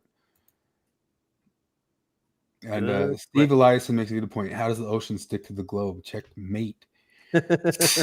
These round earthers. You got this. You ever see a seagull flying over the sea? Right? Impossible. That's like fucking 800 trillion gallons of water the earth can hold down, but it can't hold down this teeny tiny little seagull. Yeah, bullshit. Don't tell me there's gravity. Don't make no sense. Hey, globetards, it's hit off the bottom, and it's just like it's just so like patently fundamentally wrong on the basis. But that's how I see this argument. Honestly, it's that level of like, haha, I gotcha. But explain it using what I actually say and not pretending that I said something I didn't. Yeah, look, if a flat earther used the "how does the water stick to the ball" thing, I might tell them that's a really stupid argument. But I would also refute it. Because gravity, dumbass. It's a pretty good tactic to say like this is so bad, it's just like this other thing that it's not like this at all, and say it's that stupid. That is cogent, substantive. How do you argue with it? It's like if they said something so stupid, it's like, I don't know, they said Angel Reese is good at basketball or something like that. It's like they said that. It's like they said that. Nobody would say that except Angel. It's like they did. It is, and I think he's conflating parenthood, which you pointed out. Pregnancy is different than parenthood, because a woman can have a baby and opt out of parenthood of that baby. Legally, it happens every day, called adoption, or you surrender your. That's exactly what I was saying. Like, why did they play the clip of me talking if they were going to just pretend like I didn't say anything I said, and we're going to pretend that I said something I didn't? Like, I think my exact question is, should men have the same rights to opt out of parenthood that women have? That was what I asked. And this is what set off this whole fucking tangent. It's just amazing. Like, this lady has a fucking PhD or whatever. I know she understands intellectually the difference between what I said and what they're pretending like I said. Yeah. So I have to wonder, is she being consciously deceptive? Or is it just cogdis? It's just her religion speaking, so she has to morph it into something she can handle. But says even the CIA admits she know that pigeons. Women can have their children adopted. Yes, I know. That's why I asked the question the way I asked it. And Starbase calls them a globetards. Yeah, I mean, we could change it. Like, maybe do you want to have a debate on if the Earth is round or flat? Because we'll destroy you. It is flat. Big Chris says, "Let the cougar librarian speak." You can only opt out if there are back out options. Says Reese, though. Child in the foster care system, or you put them in the safe haven and surrender them. So women also opt out. Give to the grandparents, Carrie, and should men have check the out, same like, right? Like, that's the question, Carrie. What do they call it? A financial abortion? Yeah. Like, should men have the right to say, "Okay, lady, put my kid in up for adoption, or put my kid in the safe haven"? Like, that's the question. Now the reason is because feminism is obviously retarded, and like because obviously it doesn't make sense, which is why feminists need to stop pretending that they're into equality, because they're not. Because they don't. I don't believe that men should have the right to dump a baby at the firehouse. No. You know, well, the firehouse is a lot better than a lot of the other options. But yeah, that's every time we talk about the financial abortion thing, like, oh, you want men to be able to abandon their babies? No, I actually don't think that men should be legally allowed to just abandon their babies. I also don't think that women should. Yeah. Troy's going all Peterson. Depends on what you mean by flat, bucko. That is the phenomenology argument, though. It really is. I experience the world as flat, thus it is flat. Phenomenology. Cartoon. Women are just as competent and capable as men. Yay! That's why it's okay to criticize them when they make poor choices. Boo! Yep. Women do that. Women aren't agents. They aren't agents until right when Maven wants them. Until they want to kill a baby. It's insane. That's the only time they're agents. It's insane to me that the movement that brands itself as being for women, like the most for women movement on the planet, thinks that they're incapable of making decisions. Like the way that she treats Morgan and Marty, I'd say is maybe even more insulting than the way that she treats me. Right? Because she acts like I'm just evil and disguising everything and just lying and she acts like they're just stupid. Like they're retards. I'm treating you like a retard because I think you're a retard. They're just Padawans who haven't gotten there yet. As soon as they just reach, if I can just get them to the next deconstruction plane, they will achieve mavenhood. They'll get to the right answers, and then all they need, all these absolute dumbass women who've been totally brainwashed by the patriarchy need. It's just this little object lesson I show them some Russian nesting dolls. It's gone. It's gone. You could kill it. That's not a person anymore. Listen, I think the place of mavenhood exists, but it's pretty hard to get to because you have to go to the North Pole and there's an edge. There's an edge of the world and there's a wall. There's a wall and there's an edge, and you can't get past that. The CIA won't let you past it. And if we could just get there, we could all get to mavenhood, but we can't get there. Mavenhood is a real place. Just beyond the wall in the North Pole. I think it's very closely related, and you can conflate them pretty easy, but they are separate. So you did a good job pointing it out. He did not pause and receive that. She didn't point it out. She didn't point it out. What are you talking about? What is she talking about? Like, again, why even bother playing me speaking if you're just going to pretend like I didn't say anything I said, and you'll pretend that I said a bunch of shit I didn't say? What the fuck is the point of that? Quick, right. So my mom and my dad, after they had two kids, I was first. They had a boy and a girl, and my dad was feeling pretty done. Then he didn't want to have any more, but my mom this did. is the thing where the dad was supposed to stop having sex forever so that he wouldn't have more kids. But he kept. How could this story be real? Pushing it off. She was also on birth control. She didn't like how it was affecting her. She didn't like being on it. And she eventually got to the point where she said, like, look, I'm going off birth control. So if you don't want to have another kid, don't touch me. Right? Which again, like that should make sense. That's informed consent. Yeah, because I mean, if she literally said, like, if a woman is so uncomfortable shitty. with. How do you not have any amount of sympathy for your dad in any situation? Your mom sounds a lot crazier than your dad, and your dad doesn't. I don't know. Like the more you tell me about your dad, the more he just seems like a normal right-wing dude. Your mom, I will not have sex with you unless you put a baby in me. Like ever? Well, it sounded like the dad accepted the consequences of the outcome. Yeah, he ended up just being okay. I'll have another baby if we can fuck. But that's so shitty. Yeah. Even also, I grew up. Like I don't know how old I was when I first heard it, but there was always a story in my family, the family legend, that because my dad was the third child, and I literally grew up with this story that Grandpa wanted 2 kids and that was it, but Grandma wanted to keep having kids, and so what Grandma did was she poked holes in the condoms with a needle. No, only men do that. And everybody chuckled about it. My dad was born. And yes, literally the story was told as like, oh, Grandma, that scamp. Oh, But Maven says literally men do that more than women, which is a stat you cannot find That is anywhere. such a Which is another retarded thing she just asserts and announces out there. But I guarantee you that's not true of NBA players. Imagine like all these little NBA players like, I'm gonna poke holes and get this girl pregnant. Sean Kemp, who had 42 kids before he was out of the NBA. You I'm gonna poke asshole. holes. You asshole. I didn't want to have LeBron James kid. You kidding me? Yeah.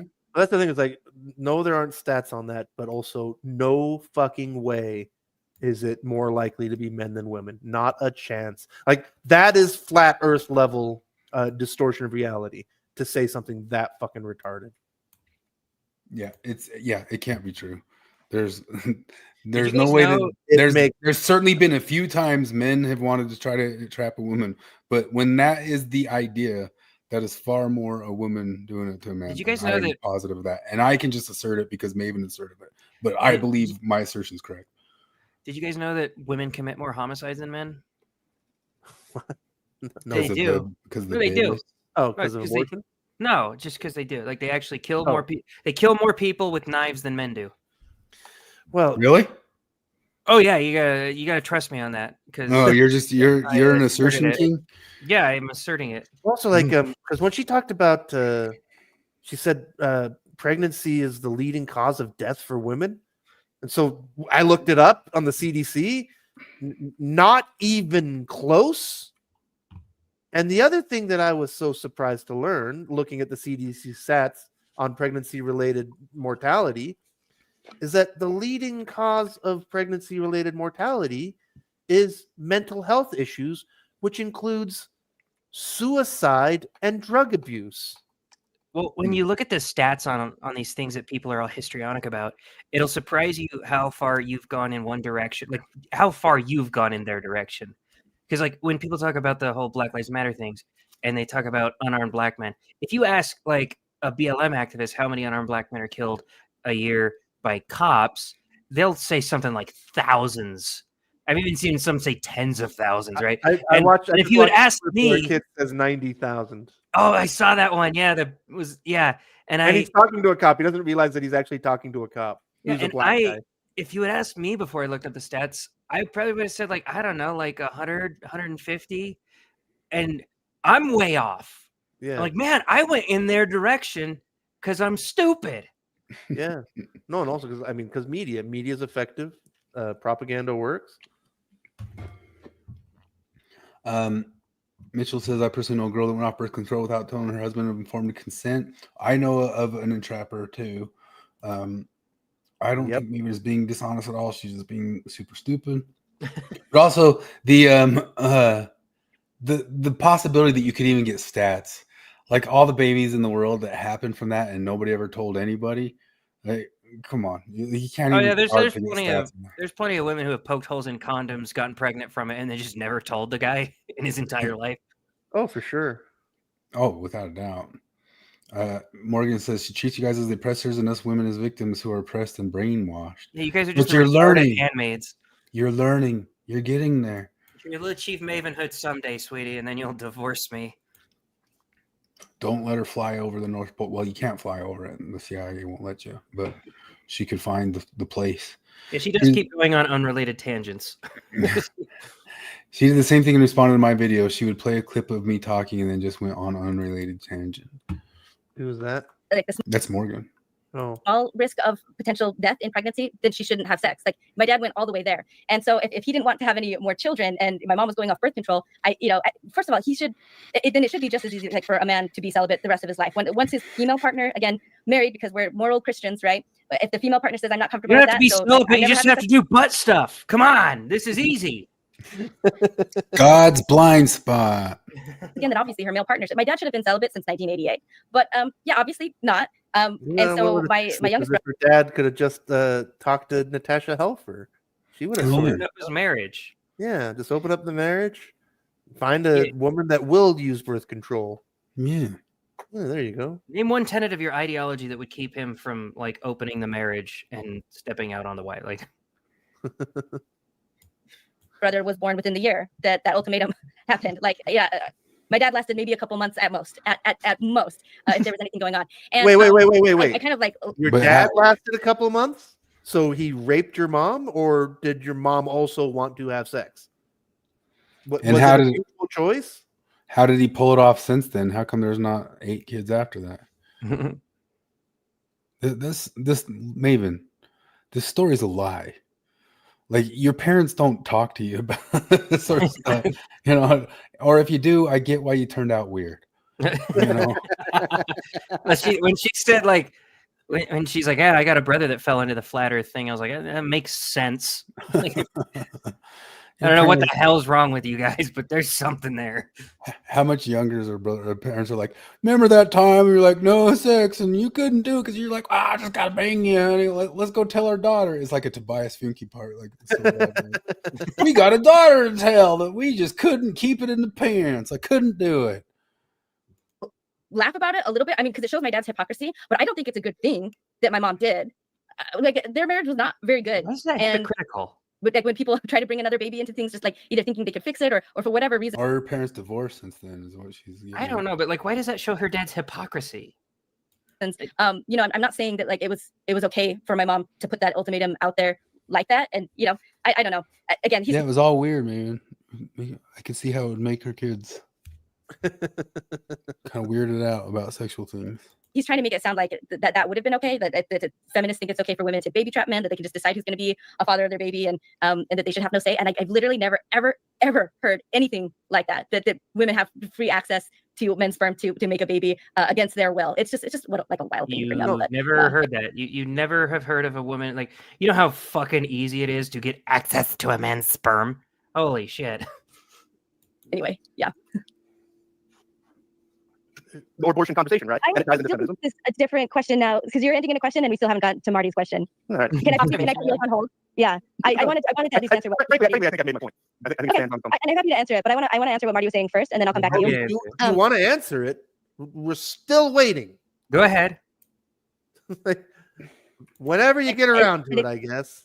This is the idea that it's unfair for me to, you know, the wanting to control women thing. So I want to say that from everything that I've seen about how people who call themselves pro-life, you know, their arguments versus their actions and everything, that there's 3 reasons that people can fall under for the reason why they're pro-life. Or I guess 3 things that are, and you don't need all 3. You can have 1 of them or 2 of them, or it could be all 3. But it is misogyny. That's where the controlling of women comes in. But it's also ignorance of either anatomy, the medical realities. You have to break that down for me. Like, you can't just say misogyny and I'll understand. Like, misogyny? Okay. Yeah, you're gonna have to explain that more.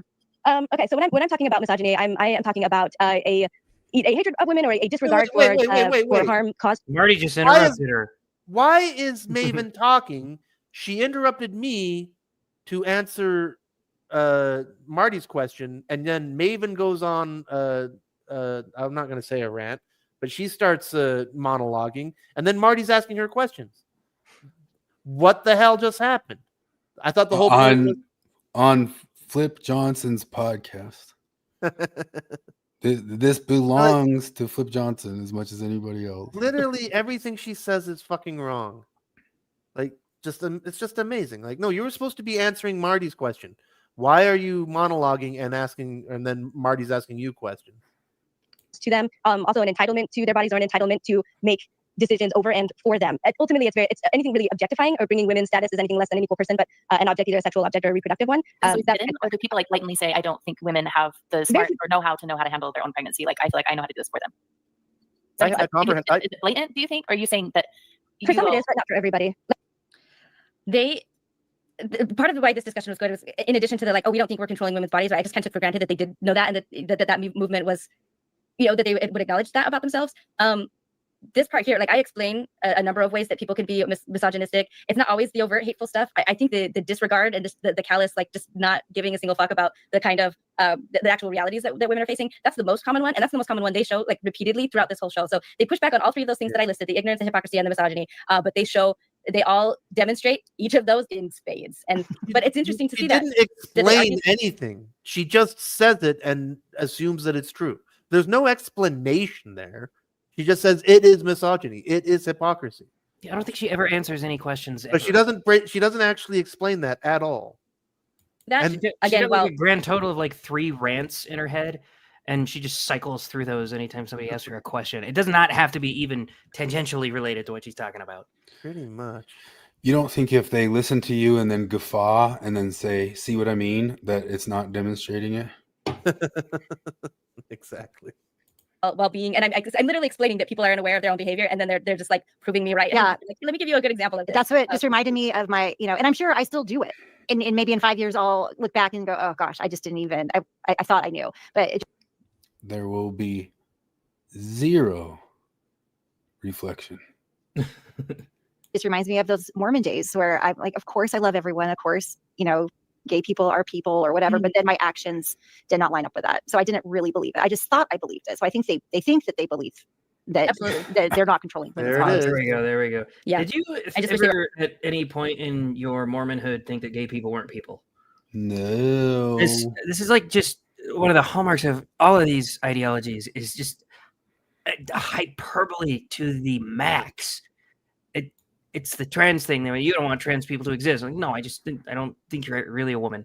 Oh, you don't think women are people that can make their own. No, I just think you're killing a baby. You don't think gay people are people. Like, well, I do think that they're people. Even my dad, who's against gay marriage, thinks that gay people are people. People are people, so what should it be? We're open to the idea that, to looking at that behavior and seeing it. But I think for them, that's really only the first hurdle, is that they have to say it or think it themselves to be willing to look at it. But I don't know. I don't know what it would take. They need to bear their testimony. Like I said, people can not feel that they're misogynist, but if their beliefs and actions are separate, for men versus women, then I think you can be ignorant about being misogynist or racist or any other thing.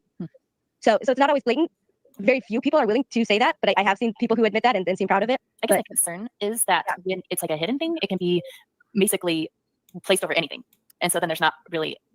It's not defined, so it's kind of just getting. I'm slapping it on as a label. Well, if you lay the groundwork for witch hunting, frankly, if you say that there are three things, if you are one of these three things, then I can prove my thing true. But then one of these things, misogyny, could be interpreted in any way. Then boom, you've got your person, and then your thing is right. Right? Is that kind of what you're saying? No, I don't think so.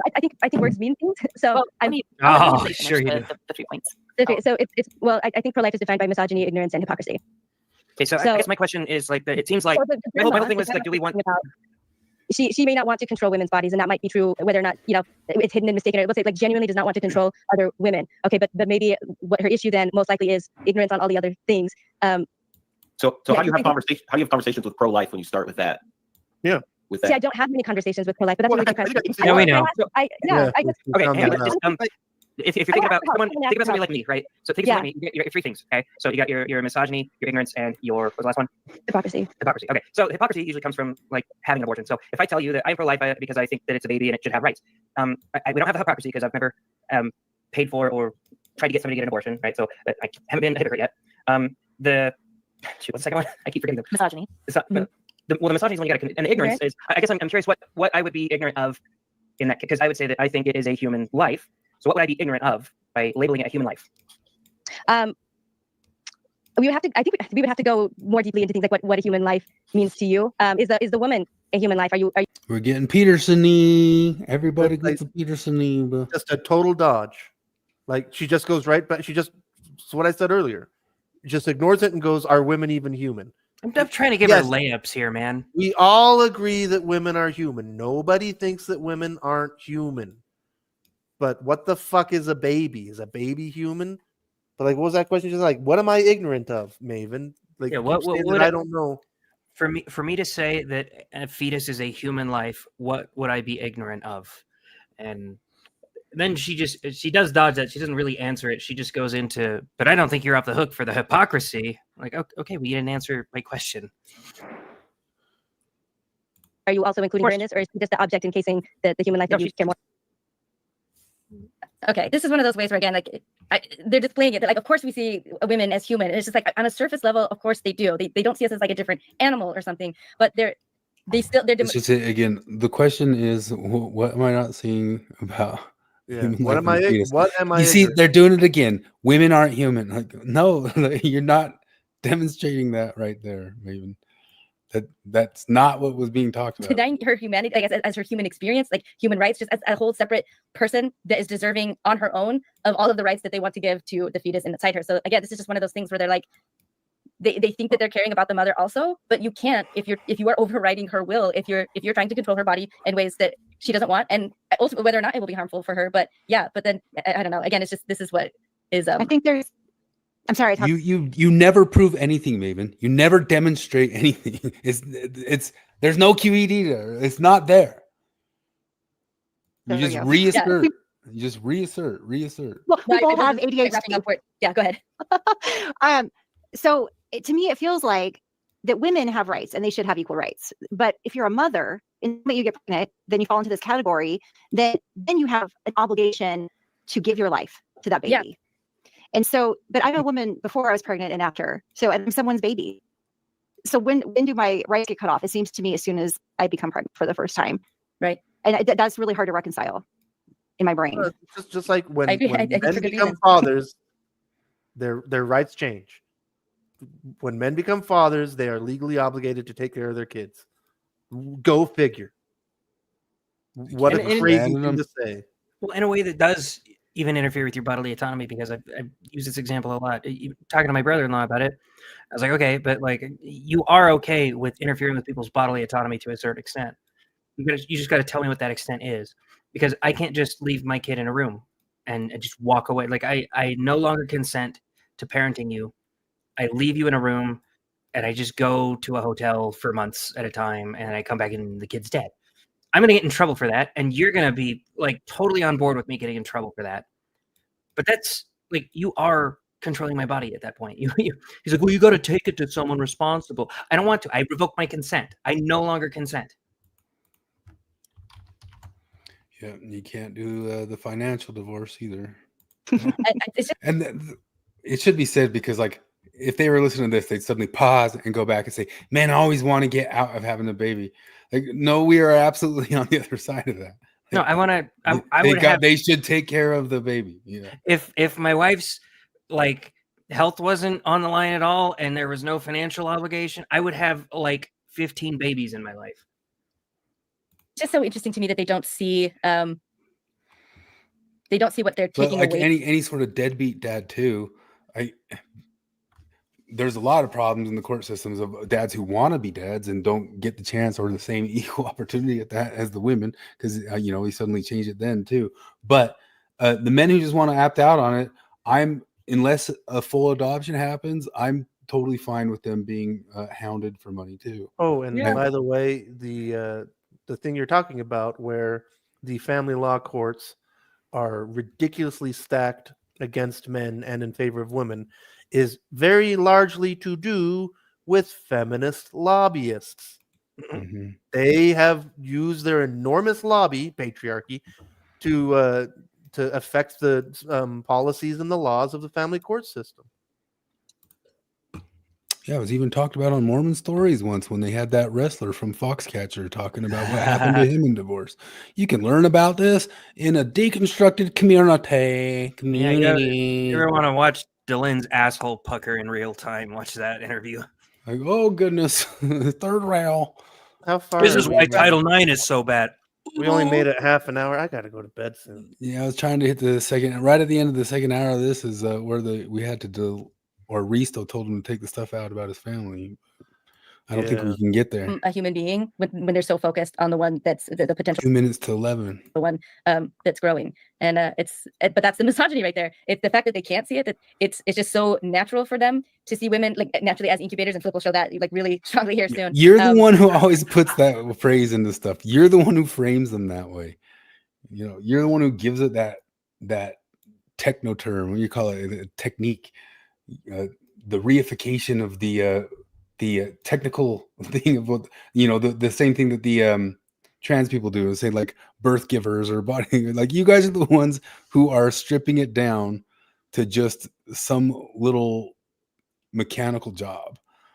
I wonder what her opinion of Kristi Noem shooting the problematic dog in the head was. Oh yeah, that she shouldn't abort a dog. Well, I guess that's a murder. I mean, telling her not to do it is controlling your body. And not incredibly like risky and painful and uncomfortable and just something that we might actually not want to do, and that could possibly be okay. Because even women like who want to be pregnant and have been pregnant many times, like you, like nobody wants to be pregnant all the time. We live most of our. Can I be honest with you about something? I'm going to be honest just about a feeling. This is a feeling that I get, Maven. It's not even some sort of a argument or substantial thing. When I hear people liken women to just being incubators, I feel a disgust reaction. It grosses me out. It grosses me out both like in the gacky way and just even to think about that. Like I don't like thinking of humans in that way. And it's also very rare I ever hear somebody actually say that about women. Yeah, unless they're trying to paint a straw man derogatory Yeah, picture like you do. yeah. I get grossed out at that concept of just thinking of a human as that. Like if Yeah. you're gonna have like some future sci-fi movie and there's just a bunch of women in there and they're just incubators, it grosses me out. Yeah, the Handmaid's Tale would be a disgusting world to live in. And by the way, it's not the world we're headed for, not even nearly. Nope. Our lives, hopefully not pregnant. And, so to be like, what's the big deal about being pregnant? Like, it's just, maybe it's not a big deal for some people to be pregnant, but that doesn't mean I want to be pregnant right now. Or that doesn't mean that a pregnancy right now could be bad for a multitude of reasons. And so, yeah, it's just, but again, that's the misogyny that they're If like doubling down only on. there was some way, I think any some of way it at all, to prevent pregnancy. See, but that's the misogyny. is also just like that bias it's baked into us as Mormons and probably other groups of pedestaling women as mothers. And we feel this, and it's a whole other topic. Do you want to know what the honest truth about? I mean, I was only in it for 20 years, and this is all 20 years ago as a Mormon. It seemed like such a non-topic around here. People hardly talked about it while I was a Mormon up through the 90s. I don't recall it being an issue talked about a ton around Salt Lake City. So I didn't have jack shit indoctrinated into me about this. No. But like we feel this in that church of the ultimate is like a mother that has children that are also good Mormons. And then there's kind of a tier system. And like if you're single, then you're lower of a woman. But it's so hard for them, I think, to just accept that I think that's a only mother that women they pedal. I think that's like a woman issue of saying, oh, you're single, so you're lower. I don't think men felt that way. Mm-hmm. Like that's totally just they might. internal girl problems. They might like feel sympathy for you because Yeah. Mormons want to get married, and women usually. Because it depends on what stage of life. Well, women are also like somewhat better at knowing that they want to get married than men. Like men are a lot more sheepish about it, And so it is sad, like when you see a woman who wants to get married and she's single in her 40s, and you're like, oh, that's a bummer. I wish she could find someone. I don't think anybody thinks less of her for that. Yeah. But then also, like, because this is the pedestal thing, right? Where she talks about Mormons put mothers or motherhood on a pedestal, which is classic heads I win, tails you lose. Because, like, Mormons say about women that motherhood is hard, it's physically demanding, it's emotionally demanding, it's something that should be honored, respected, and celebrated. And they say, how dare you put us on a pedestal like that? Like, right, it's pedestalizing women so that you can take the priesthood from them. So, like, that's like, oh, so it would be better if we were completely indifferent to motherhood? Is that what we should be?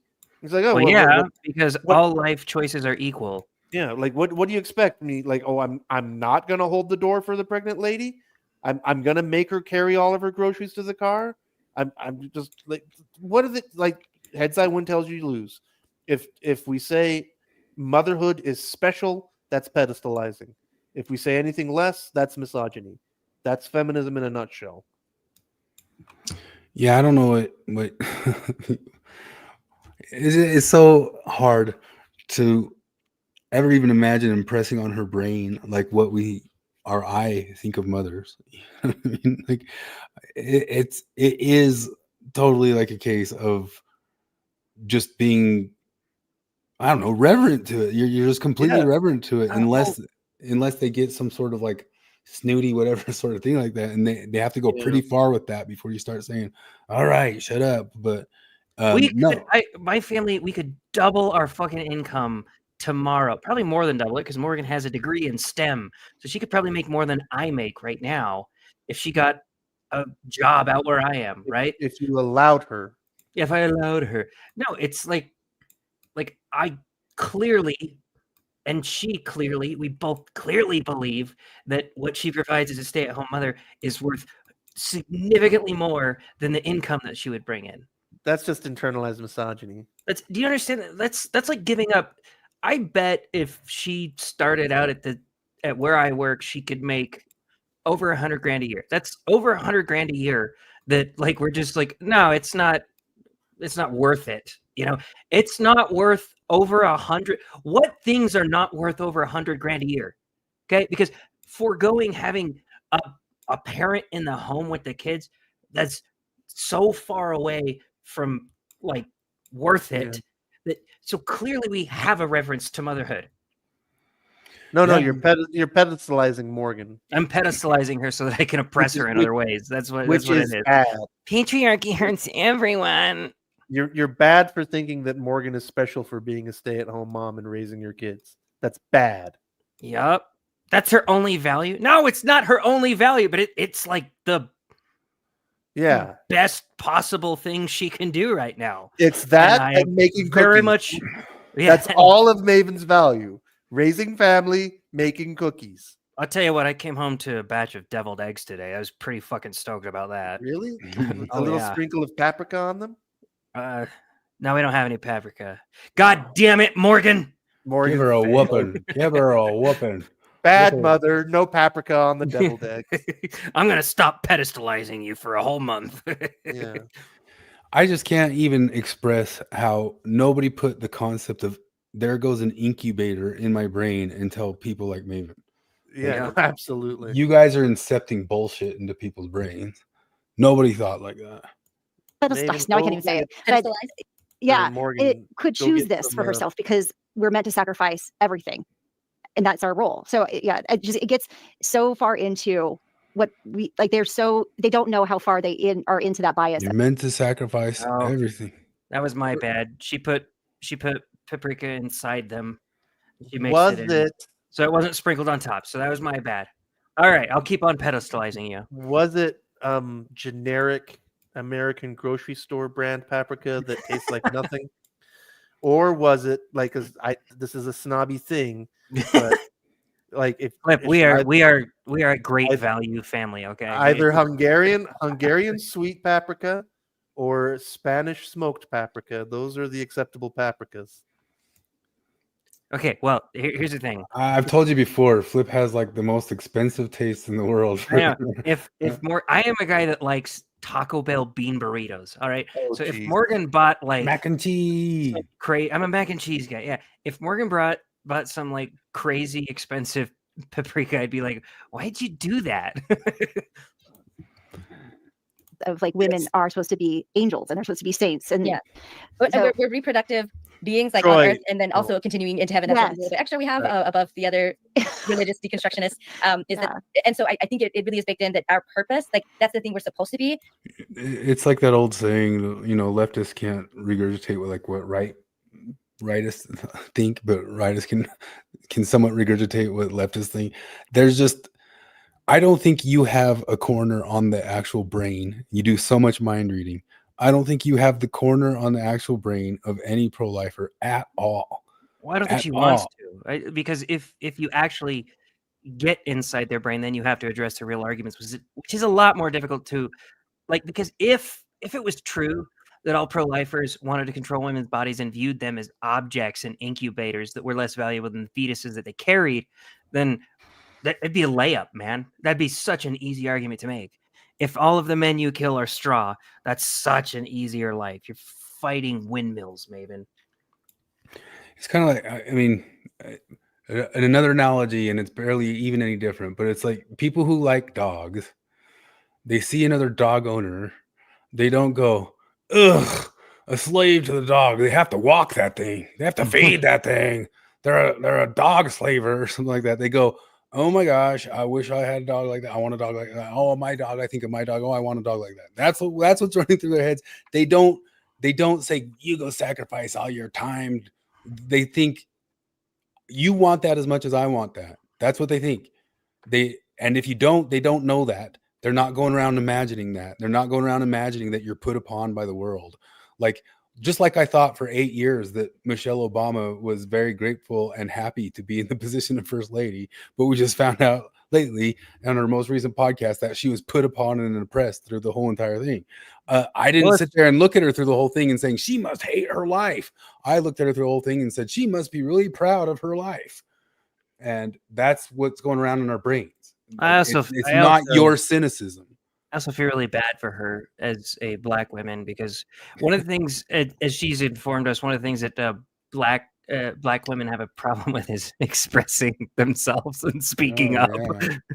You see that she just barely came out in a thing saying like she'd get so frustrated that people would want to talk to her husband and not her or something like that. And I just couldn't like, What? Yeah, she just had it on her podcast like yesterday. He's the president. Yeah. And they said they get pissed off, her and Walter Holden's wife said, she get pissed off. We have to sit here and everybody just wants to talk to her husbands, and that's all it is. And I'm sure plenty of people still wanted to talk to them too because they're the first lady and stuff. No, that's like when Morgan had her channel and we would have like lives or like meetups and stuff like that. It was her channel and it was her fans.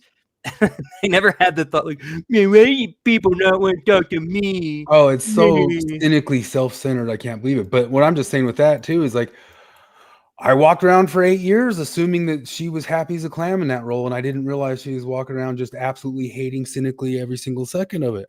But you have to understand that was my mindset. My mindset was I thought you wanted this and were enjoying it. That was what I thought. They want to talk to the leader of the free world instead of me. Because I look at that sort of situation and go, boy, oh boy, I think I would sure like that. You know. Well, we have to sacrifice everything. Yes, I would have liked a chance to sacrifice everything. That is our ideal state, is a reproductive one. And so to not be reproductive, that is the aberration, really. So if you're infertile, then you're pitied, or if you're, I don't know, I'm child free by choice now, but I would have had children if I had married younger. But anyway, but only feminists say this. Nobody walks around thinking this. Well, I mean, I feel bad for women who are infertile. Like no, but where she says like, but like that's the only value woman has is as reproduction. Like no, yeah, some infertile woman says, "Well, she's got no value now." Oh, yeah, gee. Yeah, no, there's a lot of sympathy for them. There's like even I've known women that I really despise who just were unable to have kids, and I'm always like, I feel bad for you, even if I don't like you. I feel bad for you because that really sucks. Yeah, if you want to have kids and you can't have them, that'd be pretty devastating. But to be like my age and child and not want to have children. I mean, Peterson always says that thing that he thinks and I think it's a good phrasing, a good imaginary thing, not imaginary, it's probably true evolutionarily. He says he thinks the nervous system of the woman is wired and directed to self and baby. And if they don't have the baby, they've got to direct it somewhere else, like becoming an activist or something like that. Or getting a little retarded dog. And one of the reasons why I totally believe that is I feel it like myself. Like I get to like a point in my life where I didn't mean to not have kids. I don't think it's going to happen or something like that. And you get to the feeling like I need to have something else to care about than my stupid ass and my stupid calories and my, a dog. We can do it with a dog. Or then people start thinking about, I was just watching Kirstie Alley that she couldn't have kids. So she adopted a bunch of kids. And part of it is you feel the sense and the need to get out of your head of caring about yourself and wanting to care about something else more, and turns into activism for some people. But at this point, these are all it's really true. Like Maven just infantilizes planet Earth and humanity, and that's her baby. Yeah, exactly. But unfortunately, she's an abusive mother, so it's just a double whammy. It's misdirected care for care that should be going into like a family and children or something like that, but it's an abusive one. Maven should be screwing up a little kid just like Maven's parents screwed her up, but instead she's blasting it on us. She should be screwing up a kid, instead she's screwing up society. And these are all, like, we can see in the greater society like a lot of hate for women without children for that reason, because again, it's the base. It's hate for women without children. Hate? She thinks that people hate women without children. 100% not any case anywhere. Like this is like earlier, she was accusing us of having flat Earth level beliefs. That is a flat Earth level belief that people hate women who don't have children. That's fucking retarded. I'm gonna try to live that way. Like, how they say when you're leaving Mormonism, this is part of Mormon Stories this week, that maybe you just need to try it on for a week. I'm gonna try on being the misogynist for a week that Maven wants me to be. I'm gonna walk around, I'm gonna see some chick with out kids and be like, "Fuck you! Whoa, where are those kids, bitch?" They don't What see is any this issue incubator doing out on her own? with forcing it against their will, and that's sad. Or out. She's got a hypothetical No, that- no, well, you're not. Well, hang on, I want to hear it. I want to hear it. Sorry, what's that? I said you're not necessarily off the hook for hypocrisy yet. I mean, if I funded abortion at one point, then I No, there's no would be ways. hypocrite. Okay, what else? What else would be hypocritical? Do you feel like somebody should be forced? Any person should be forced to use anything about their body to keep someone else alive or prevent them from dying? Nobody I said think- military I think- conscription. Nobody I think mentioned you- military conscription. Hang on. Or Right? parents. So I think if you engage in an act that causes you Military's conscription. to be somebody to be dependent on your body, then you kind of go to that person. So like if I have a if I'm wrong, What do you body, guys think? Do you want to Yeah, try to you- get you- to hour 2, or do you want to wrap? Quit it up? interrupting me, Maven. I- Holy fuck. I Look at her. gotta get going sooner than later. Probably much sooner than later.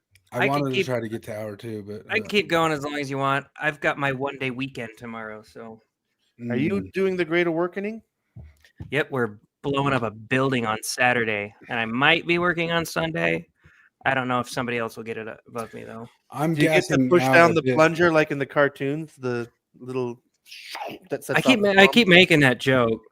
Like people keep asking how are they going to detonate? Well, they got a plunger over there that says Acme on it. You know what? I always wondered what that actually was, and then I finally found it out. It spins a little dynamo that creates an electrical charge, and that's what sets off the explosion. Huh. It's like the stick is like ratcheted, and that spins a wheel that's attached to a generator, and so you Yeah. slunk it down. I got to sit there all day watching people plant explosives on this frame of a building, and then That's a fun job. yeah, I mean, I seriously sat in a van all day. That's all I did. So it's not like it's not the Great Awakening like what you're doing. It's Oh, my Great Awakening is over. Now it's the great assembling of IKEA furniture and cleaning the house. Their kidneys are damaged, and you just happen to be. I just want to pause and say that he says it right there that you owe it. You know, yes. you owe it. And again, it's by having sex that we owe our bodies to a fetus now, or to a potential child. That's the bias that's baked in right there. That's not a bias. It's Match, a biological reality. Well, and here's the thing. What she's talking about, she's trying to, because there she is interrupting me when I'm trying to use my rock climbing belaying example, just interrupting me and using her own example, which is irritating as fuck because she's constantly interrupting me. That people don't like that, right, Maven? People don't like being interrupted, but whatever. No, she's using that. There's that famous stupid ass world's most famous violin player thing. I don't know why it has to be a violin player or whatever, but it's like you wake up one day and you're attached to the world's most famous violin player, and you got to be attached to her for 9 months so she can use your kidneys. Do you have to do that? And I'm like, well, the first problem with that analogy is it's only for rape. That's the only way you can draw that analogy, because I would say, let's say there's a machine, and every time you press a button on the machine, it dispenses your favorite soda, and you drink it, and it's free, and it's great. You love having this soda, and but it has a sign on it that says there's like a 1 in 10 chance that if you press this button, your kidneys are going to be hooked up to this person for 9 months. Yeah, you owe it to that person because you pressed the button that made that happen. You kept doing the thing, and now you're hooked up to him and say, no, I don't want to do. Well, you kept pressing the button. Don't press a fucking button if you don't want to do that. I just noticed, and I think it's funny that Jared and I are both dressed exactly the same now as in the video that we're Hey, I got a stripe on my shirt right there. oh, that's not. Oh, It's the black shirt. It's the comedian appearance. That's how you This dress is- as a comedian on stage. But this is my favorite hat. It's like the only hat I'll wear. it's a good hat. No, Would so you what I'm saying, support- I didn't get into the I'm saying I'm rock climbing with my friend, right? And I'm belaying him. I'm on the ground, and he's up there depending on me. And he goes to rappel down, and I'm like, I no longer consent to this thing that I got myself into, this thing that I decided to voluntarily do. So I'm gonna leave, and I walk away, and he just plumps to the ground. I think I am not within my rights to do that because, I engaged in an activity where somebody would need the use of my body in order to not die, basically. I think it's the same thing. Everybody knows that sex. It's Well, not the same. sex is something It that makes causes the same point. pregnancy. It has to be your the actual use of. We're not talking about you acting or holding on to something. We're talking about your life, your lungs, your blood, these things are on the line, and that if you let's say you choose to say That's on the line if you're about to fall off a cliff. Or Yeah, something how like does she that. not get this? stay there. But she I like still how- just wants to say it's not a good analogy just because it's never But, going like- to be a one-to-one analogy. Yeah, exactly. But I mean, but it is a good analogy because, like, pregnancy comes from a series of choices. Like that's how that happens in the vast majority of cases. Like it, people do occasionally get pushed over cliffs. That's a thing that can happen. But also, people also go rock climbing the way Jared suggests.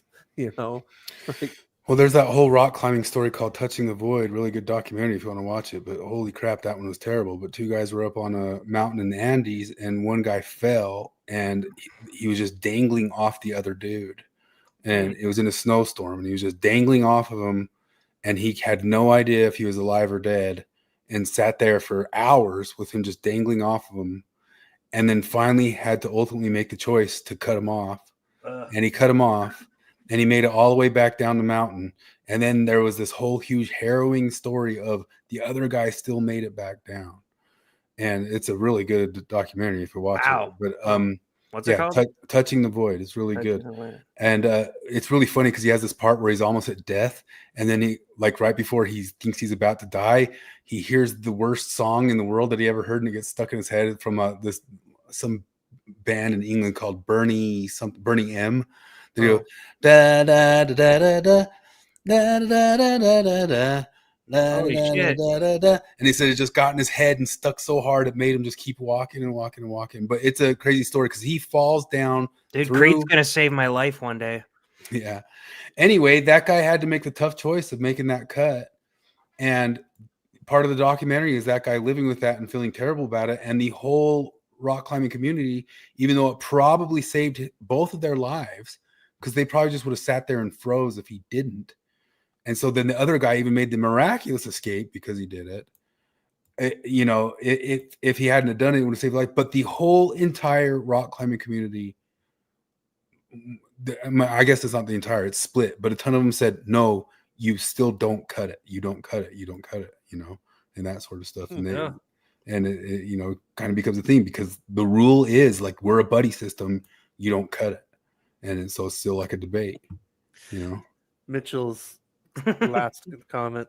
Like that's the thing I say in this thing we're reviewing, where I say to Maven directly, like, Maven, you speak as though womanhood is something that is inflicted upon you. Mm-hmm. Like Mitchell Well, isn't the that stuff far off. James Lindsay used to say about, like, they talk about it like it's a Gnostic prison. Yeah, no, absolutely. That Maven sees life as basically negative, and she sees her existence as something that was inflicted on her. Mm-hmm. Again, I mean, Which is largely because if you listen to our stuff and the different things that you find her posted online, she's not just super pro-abortion. She's an antinatalist. She really is. Like, she definitely thinks people shouldn't come to this world and experience some pain, even if they have some joy or something like that. Some of that comes up in her conversation with Morgan and Marty. Mm. She definitely leans antinatalist. Like, shouldn't have even ever had any experiences. That baby shouldn't live a life if he had a tough year when he turns 13. I'm already giving you choice, but let's say, by belaying your friend in this rock climbing activity, are you consenting to potential injury and death of yourself? And are you having sex while rock climbing? Very important. So There's always potential to, like, he could fall on you. climbing, Rock climbing is potential injury. Like, you're definitely gonna have potential injury. There's always on the belay, something could fall on you, but you're not consenting to that happening.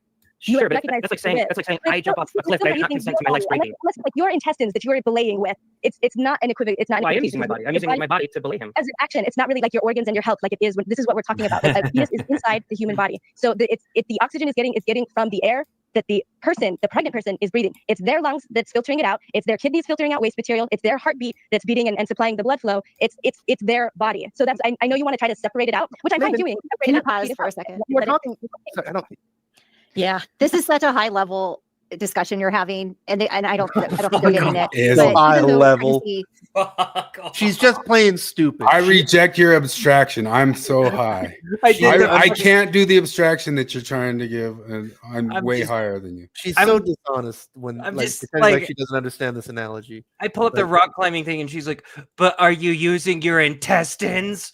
Yeah, you're just on such a higher level. Like technically, yes, because your entire body is needed to help somebody belay down a rock. Like all of your body needs to be working for that. What if it's just like something as simple as when people get hypothermia and you have to give them some of your heat and that sort of stuff? I mean, that's your body stuff. Yeah, right? well, Yeah. that is your body, but I'm like belaying. There's plenty of injuries I could get if I fuck up the belay and I could like jam my finger in the pulley or something like that. I could be slammed up against the wall. Yeah, as she pointed out, something could fall on. In that You're not Touching the consenting Void to movie, something the guy would falling. have froze if he stayed there. He could have, Yeah. if it was not a cold mountain in the Andes, But, he could like, have tried to just like wait for 30 hours till help came or something. for all of Maven's utter bullshit about people don't see women as human, Maven doesn't see fetuses as human. Like what she imagines, what she projects that people see women as, which isn't even true. That is what Maven does to the fetus. She just says it doesn't matter. It matters less than the woman. Yeah. Is the way that we reproduce as mammals, and so it's And natural. that's really the difference, because like she tries to make it black and white that you guys just hate the woman and love the baby, and it's not the inverse. Well, no, we just love the baby and hate the woman, or no, you just hate the baby and love the woman. No, it's we are trying to do triage of what's the best possible thing for both at We all like times. women and babies and Yeah, men. well, We I even like tried- people. Maven doesn't like people. Maven likes women some of the time. That's the entire yeah. list of people that women cares about. She likes women, but she definitely views them as lesser beings Yeah. for some reason. It's like she hates women more than I hate women. Yeah. I don't hate women. They're I the mean, ones you would carrying totally- around the supposedly leftover Mormon view. Yeah, no, but like she likes some women some of the time. When And I that's even the asked extent her- of her humanity.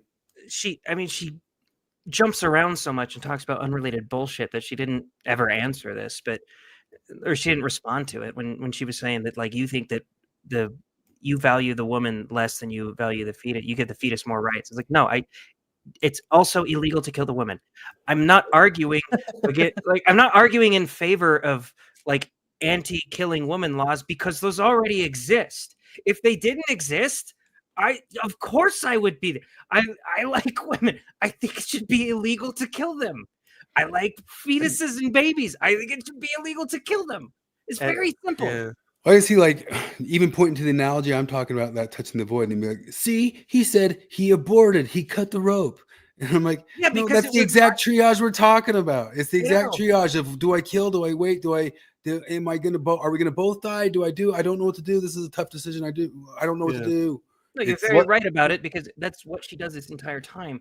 Was this dilemma preventable? Yeah, That's well, she another question talks- you should ask She yourself. talks a lot about she tries to rebut our stances, but she never actually does. And then she just goes and rebuts stances that don't exist. Talking about, oh, well, what about women with ectopic pregnancies and stuff like? No, we've already cleared that up. That is where I'm 100% on board with you. Is that women with No, that's ectopic why you're worse than a pregnancy- rapist. You're literally worse than a rapist for this opinion. Oh yeah, because it only applies to my wife, according to Maven. I do like the thing though. I mean, it's a good maneuver. Like I'm gonna stop things sometimes when they're kind of getting out of control and I'm not looking good. I'm like, please stop. I'll meet you guys both. I'm like, I'm having such a high level conversation in here, and you guys are, I'm way high, and you guys aren't following it. And I'll maybe let you talk in a half hour. Natural.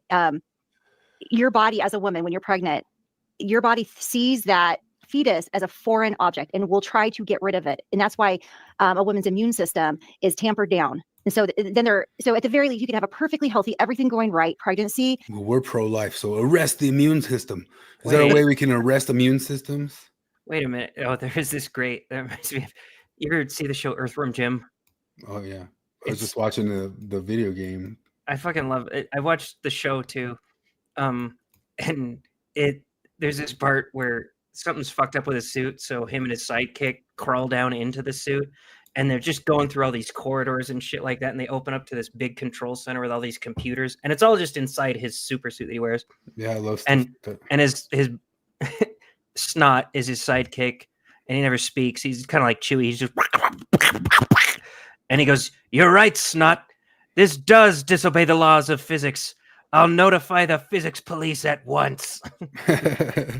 I love stuff like I mean, I would have liked Doctor Who if it didn't get all stupid, but like where something's bigger on the inside than it is on the outside. I used to love that when I was a kid, like looking at like any sort of book that had that going on.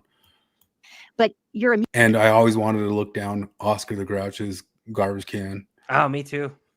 immune system is less effective than it is before or after your pregnancy, because that's how it has to be for the fetus to survive to birth. And so I did not know that. Yeah. I mean, I knew like about the negative Rh factor, blood factor in women, which is I think a part, but I didn't know that generally that it's kind of more broadly. Yes, but that makes sense. Yeah, so you're susceptible to But more did you infections in know general that- and other things. And so But did you know that this is all a consequence of the Mormon patriarchy? Yeah, They this is all. decided- These medical situations are a non sequitur to the position. Like it doesn't matter. Like they have no problems with people getting medically diagnosed with situations that will kill them, doing something about it. You know. And by the way, I'm going to be sad about it. Like a woman who has to get an ectopic pregnancy removed, I'm going to be sad about that, and she's going to be sad about it. I'll be like, I'm so sorry you lost your baby. And Maven's not going to be standing in the corner like, it wasn't a baby yet, it wasn't a human yet, it was just a clump of cells. No, she's going to be like, I'm so sorry you lost your baby. Like, oh, hold on a second, asshole. Why is it a baby now? Oh, to say that that it's not dangerous or that it's just easy peasy whatever is completely wrong. But also, did anybody say that? Did anybody say it's easy peasy and it's not dangerous? No one said that. All anybody has said is that it's not nearly what Maven makes it out to be, but nobody says it's easy peasy and not dangerous. Do you want to know what married men, a lot of them very Mormon guys, told me the first time my wife got pregnant? They told me things like, hey, man, you got to understand how tough this is on her. Pregnancy is really difficult. And there's a lot of hormones, so there's going to be some mood swings. So give her a lot more leeway than you normally would. And do more things for her. Like her feet are going to hurt, so do the dishes. These are patriarchal Mormon assholes that are telling me that pregnancy is very difficult. Be even more kind to your wife when she's pregnant. Yeah. Also, you hate her all the way up until she has her first kid because she's childless. Yeah. I've thought that there were some people who took it to almost pathological levels. And I know it's real and true. I'm not going to say I could diagnose any random person with it, but women who liked being pregnant so much that they wanted to continue being pregnant for just how much deference and extra special treatment they would. Yeah, I would believe that. Yeah, Munchausen. Yeah, for sure. Times that fetus cannot be there because the body is trying to keep the mom, the primary person, alive. Because reproductively, the more chances she has to have a healthy pregnancy, the better. So that's one of the reasons why miscarriage, spontaneous abortion is like 1 in 4 of pregnancies, because it's not a perfect system to begin with. So I just wanted to point that out. Right. As we're discussing this. And just because it's natural doesn't mean that it's ideal. Like, yeah, cancer's natural also. Right. Comparing a fetus to cancer. Yeah. It's not a natural biological function. Are natural, either just internally that we're born with, or I like how she says comparing a fetus to cancer. Like that's a crazy thing to do. Yeah, you just did that. Yeah. That was you. Cancer is not a natural biological process. Cancer is an example of biological processes being overridden and fucked up. Pregnancy is an example of a biological process functioning the way it's supposed to. Yeah, like pregnancy is more human life. Cancer is less human life. There was Michelle Obama said something really, really stupid about the reproductive system of women. That says she said something. She might have been speaking out of turn, but a bunch of different podcasts brought it up. Not out of turn, just misspoke, maybe. But she said the female reproductive system, the least most important thing it does for you is reproduce children. She said something like that. Everything she says on this fucking podcast. I grew up pretty apolitical, but like I'm in high school during the Obama years. I thought that lady was smart. I really did. Yeah, well, during the first couple Obama years, and I didn't remember thinking the whole time. I always thought she was still pretty smart until just. I remember thinking that, like, okay, you guys are really treating her unfairly. Like, you guys are being dicks to her. Like, you're saying she's a dude. That's kind of shitty. You're saying she's dumb. That's kind of shitty. You're mad at her, like, school lunch thing. It's probably retarded in a couple ways, but, like, she thinks she's doing a good thing, you know? Give her a break. And then every goddamn thing she says, I'm like, fuck it. You guys knew, I guess. You knew how dumb she is. That are a consequence of external factors, or even to go more with pregnancy, like multiples. That's always incredibly dangerous, and especially in the past, without any kind of those were almost always fatal. Usually, like twins can be okay, but anything more than that is just like almost guaranteed, or almost guaranteed to have killed the mother if she had 3 or 4. But but that's natural too. So, and again, there's so much that the modern world that we live in today with. Here it is. Hold on a second. Have no idea about what women go through, right? We haven't been researched, we haven't been considered, and it affects the way a lot of male lawmakers, a lot of male politicians, a lot of male religious leaders think about the issue of choice as if it's just about the fetus, the baby, but women's reproductive health is about our life.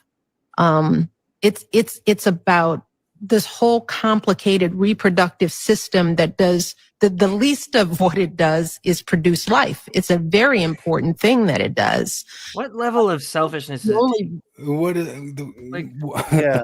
You can remove the reproductive system. I think like the thing Like, at the beginning. you don't care about me, you care about the fetus. Like, either the fetus can die or I can be sick for the next few months. And I'm like, look, it's sad that you're going to be sick for the next few months, but why would you consider killing your baby because of that? We're not talking about your life right now. Because if we're talking about your life, every pro-lifer is going to be like, oh my God, that's so sad. You got to get an abortion. At the very beginning of that, she says there's no research on it. Oh God. Yeah. I made the joke last week, but I wonder which type of cancer is the most researched and the most preventable because of it. It has the That's most another one of those like assertions that they just generally say that women have been left behind in medical research. That's that medical misogyny thing that. Yeah, no, which is that's one of those things that it's not only not true, but it is backwards. One of the things that is backwards about it is, do you know that it is true that more men were used as guinea pigs to test stuff? No. So that using them as guinea pigs did make it so that they were more often tested on for stuff, and maybe there's some things that might have affected women differently, but that was the inverse of misogyny. Patriarchy, because the men were cannon fodder. Yeah, men are expendable, women aren't. Is really against nature, or to make up. Yeah, I don't know if we're gonna make it to the Risto part, and that part will be especially worth talking a long while about. And I'm gassing out myself. If you want to keep going, I can keep going after Flip leaves. But if you're done, that's fine. I think I'm gassing, but I think Flip might want to talk about it too, because the Risto part gets juicy, and probably was one of the first things I wanted to really talk about. But it's been worth covering all this, and it's been nice not to have to keep up with all the other stuff, even though. I did watch some Mormon stories and whatever this week. But, oh man, I really want to. I'm so mad she did these last 2 weeks, because I really wanted to dig into the Natasha Helfer thing. That was brain dead stupid. yeah. No, I guess she had some people on or is going to have some people on to justify it or talk. Well, they reviewed the first 2 episodes, and then they're going to review the rest of the episodes. So there will be plenty of Natasha Helfer in the future. I'm excited. I hope he said he did an episode on swinging with Natasha Helfer, and he hasn't released it. He's not sure if he's going to release it. I'm like, oh, do it. Yeah, and that's where now we know it's gold. That's where she came out asking for a bunch of different examples of polyamorous couples to come give their testimony about it, and who knows when that will happen or if it will happen. Just because every time, because we always talk about where are the long-term successful polyamorous couples, and one thing I've noticed is that every time I ask polyamorous people about that, they always say that they know somebody else. It's like, oh, they've been together for 9 years, but like it's like there's always like a degree of separation, which is just slightly. Well, and it's always like the couple. It's like the initial married couple is together for 9 years, but they're not still with the same polyamorous people. I actually showed Morgan the other night.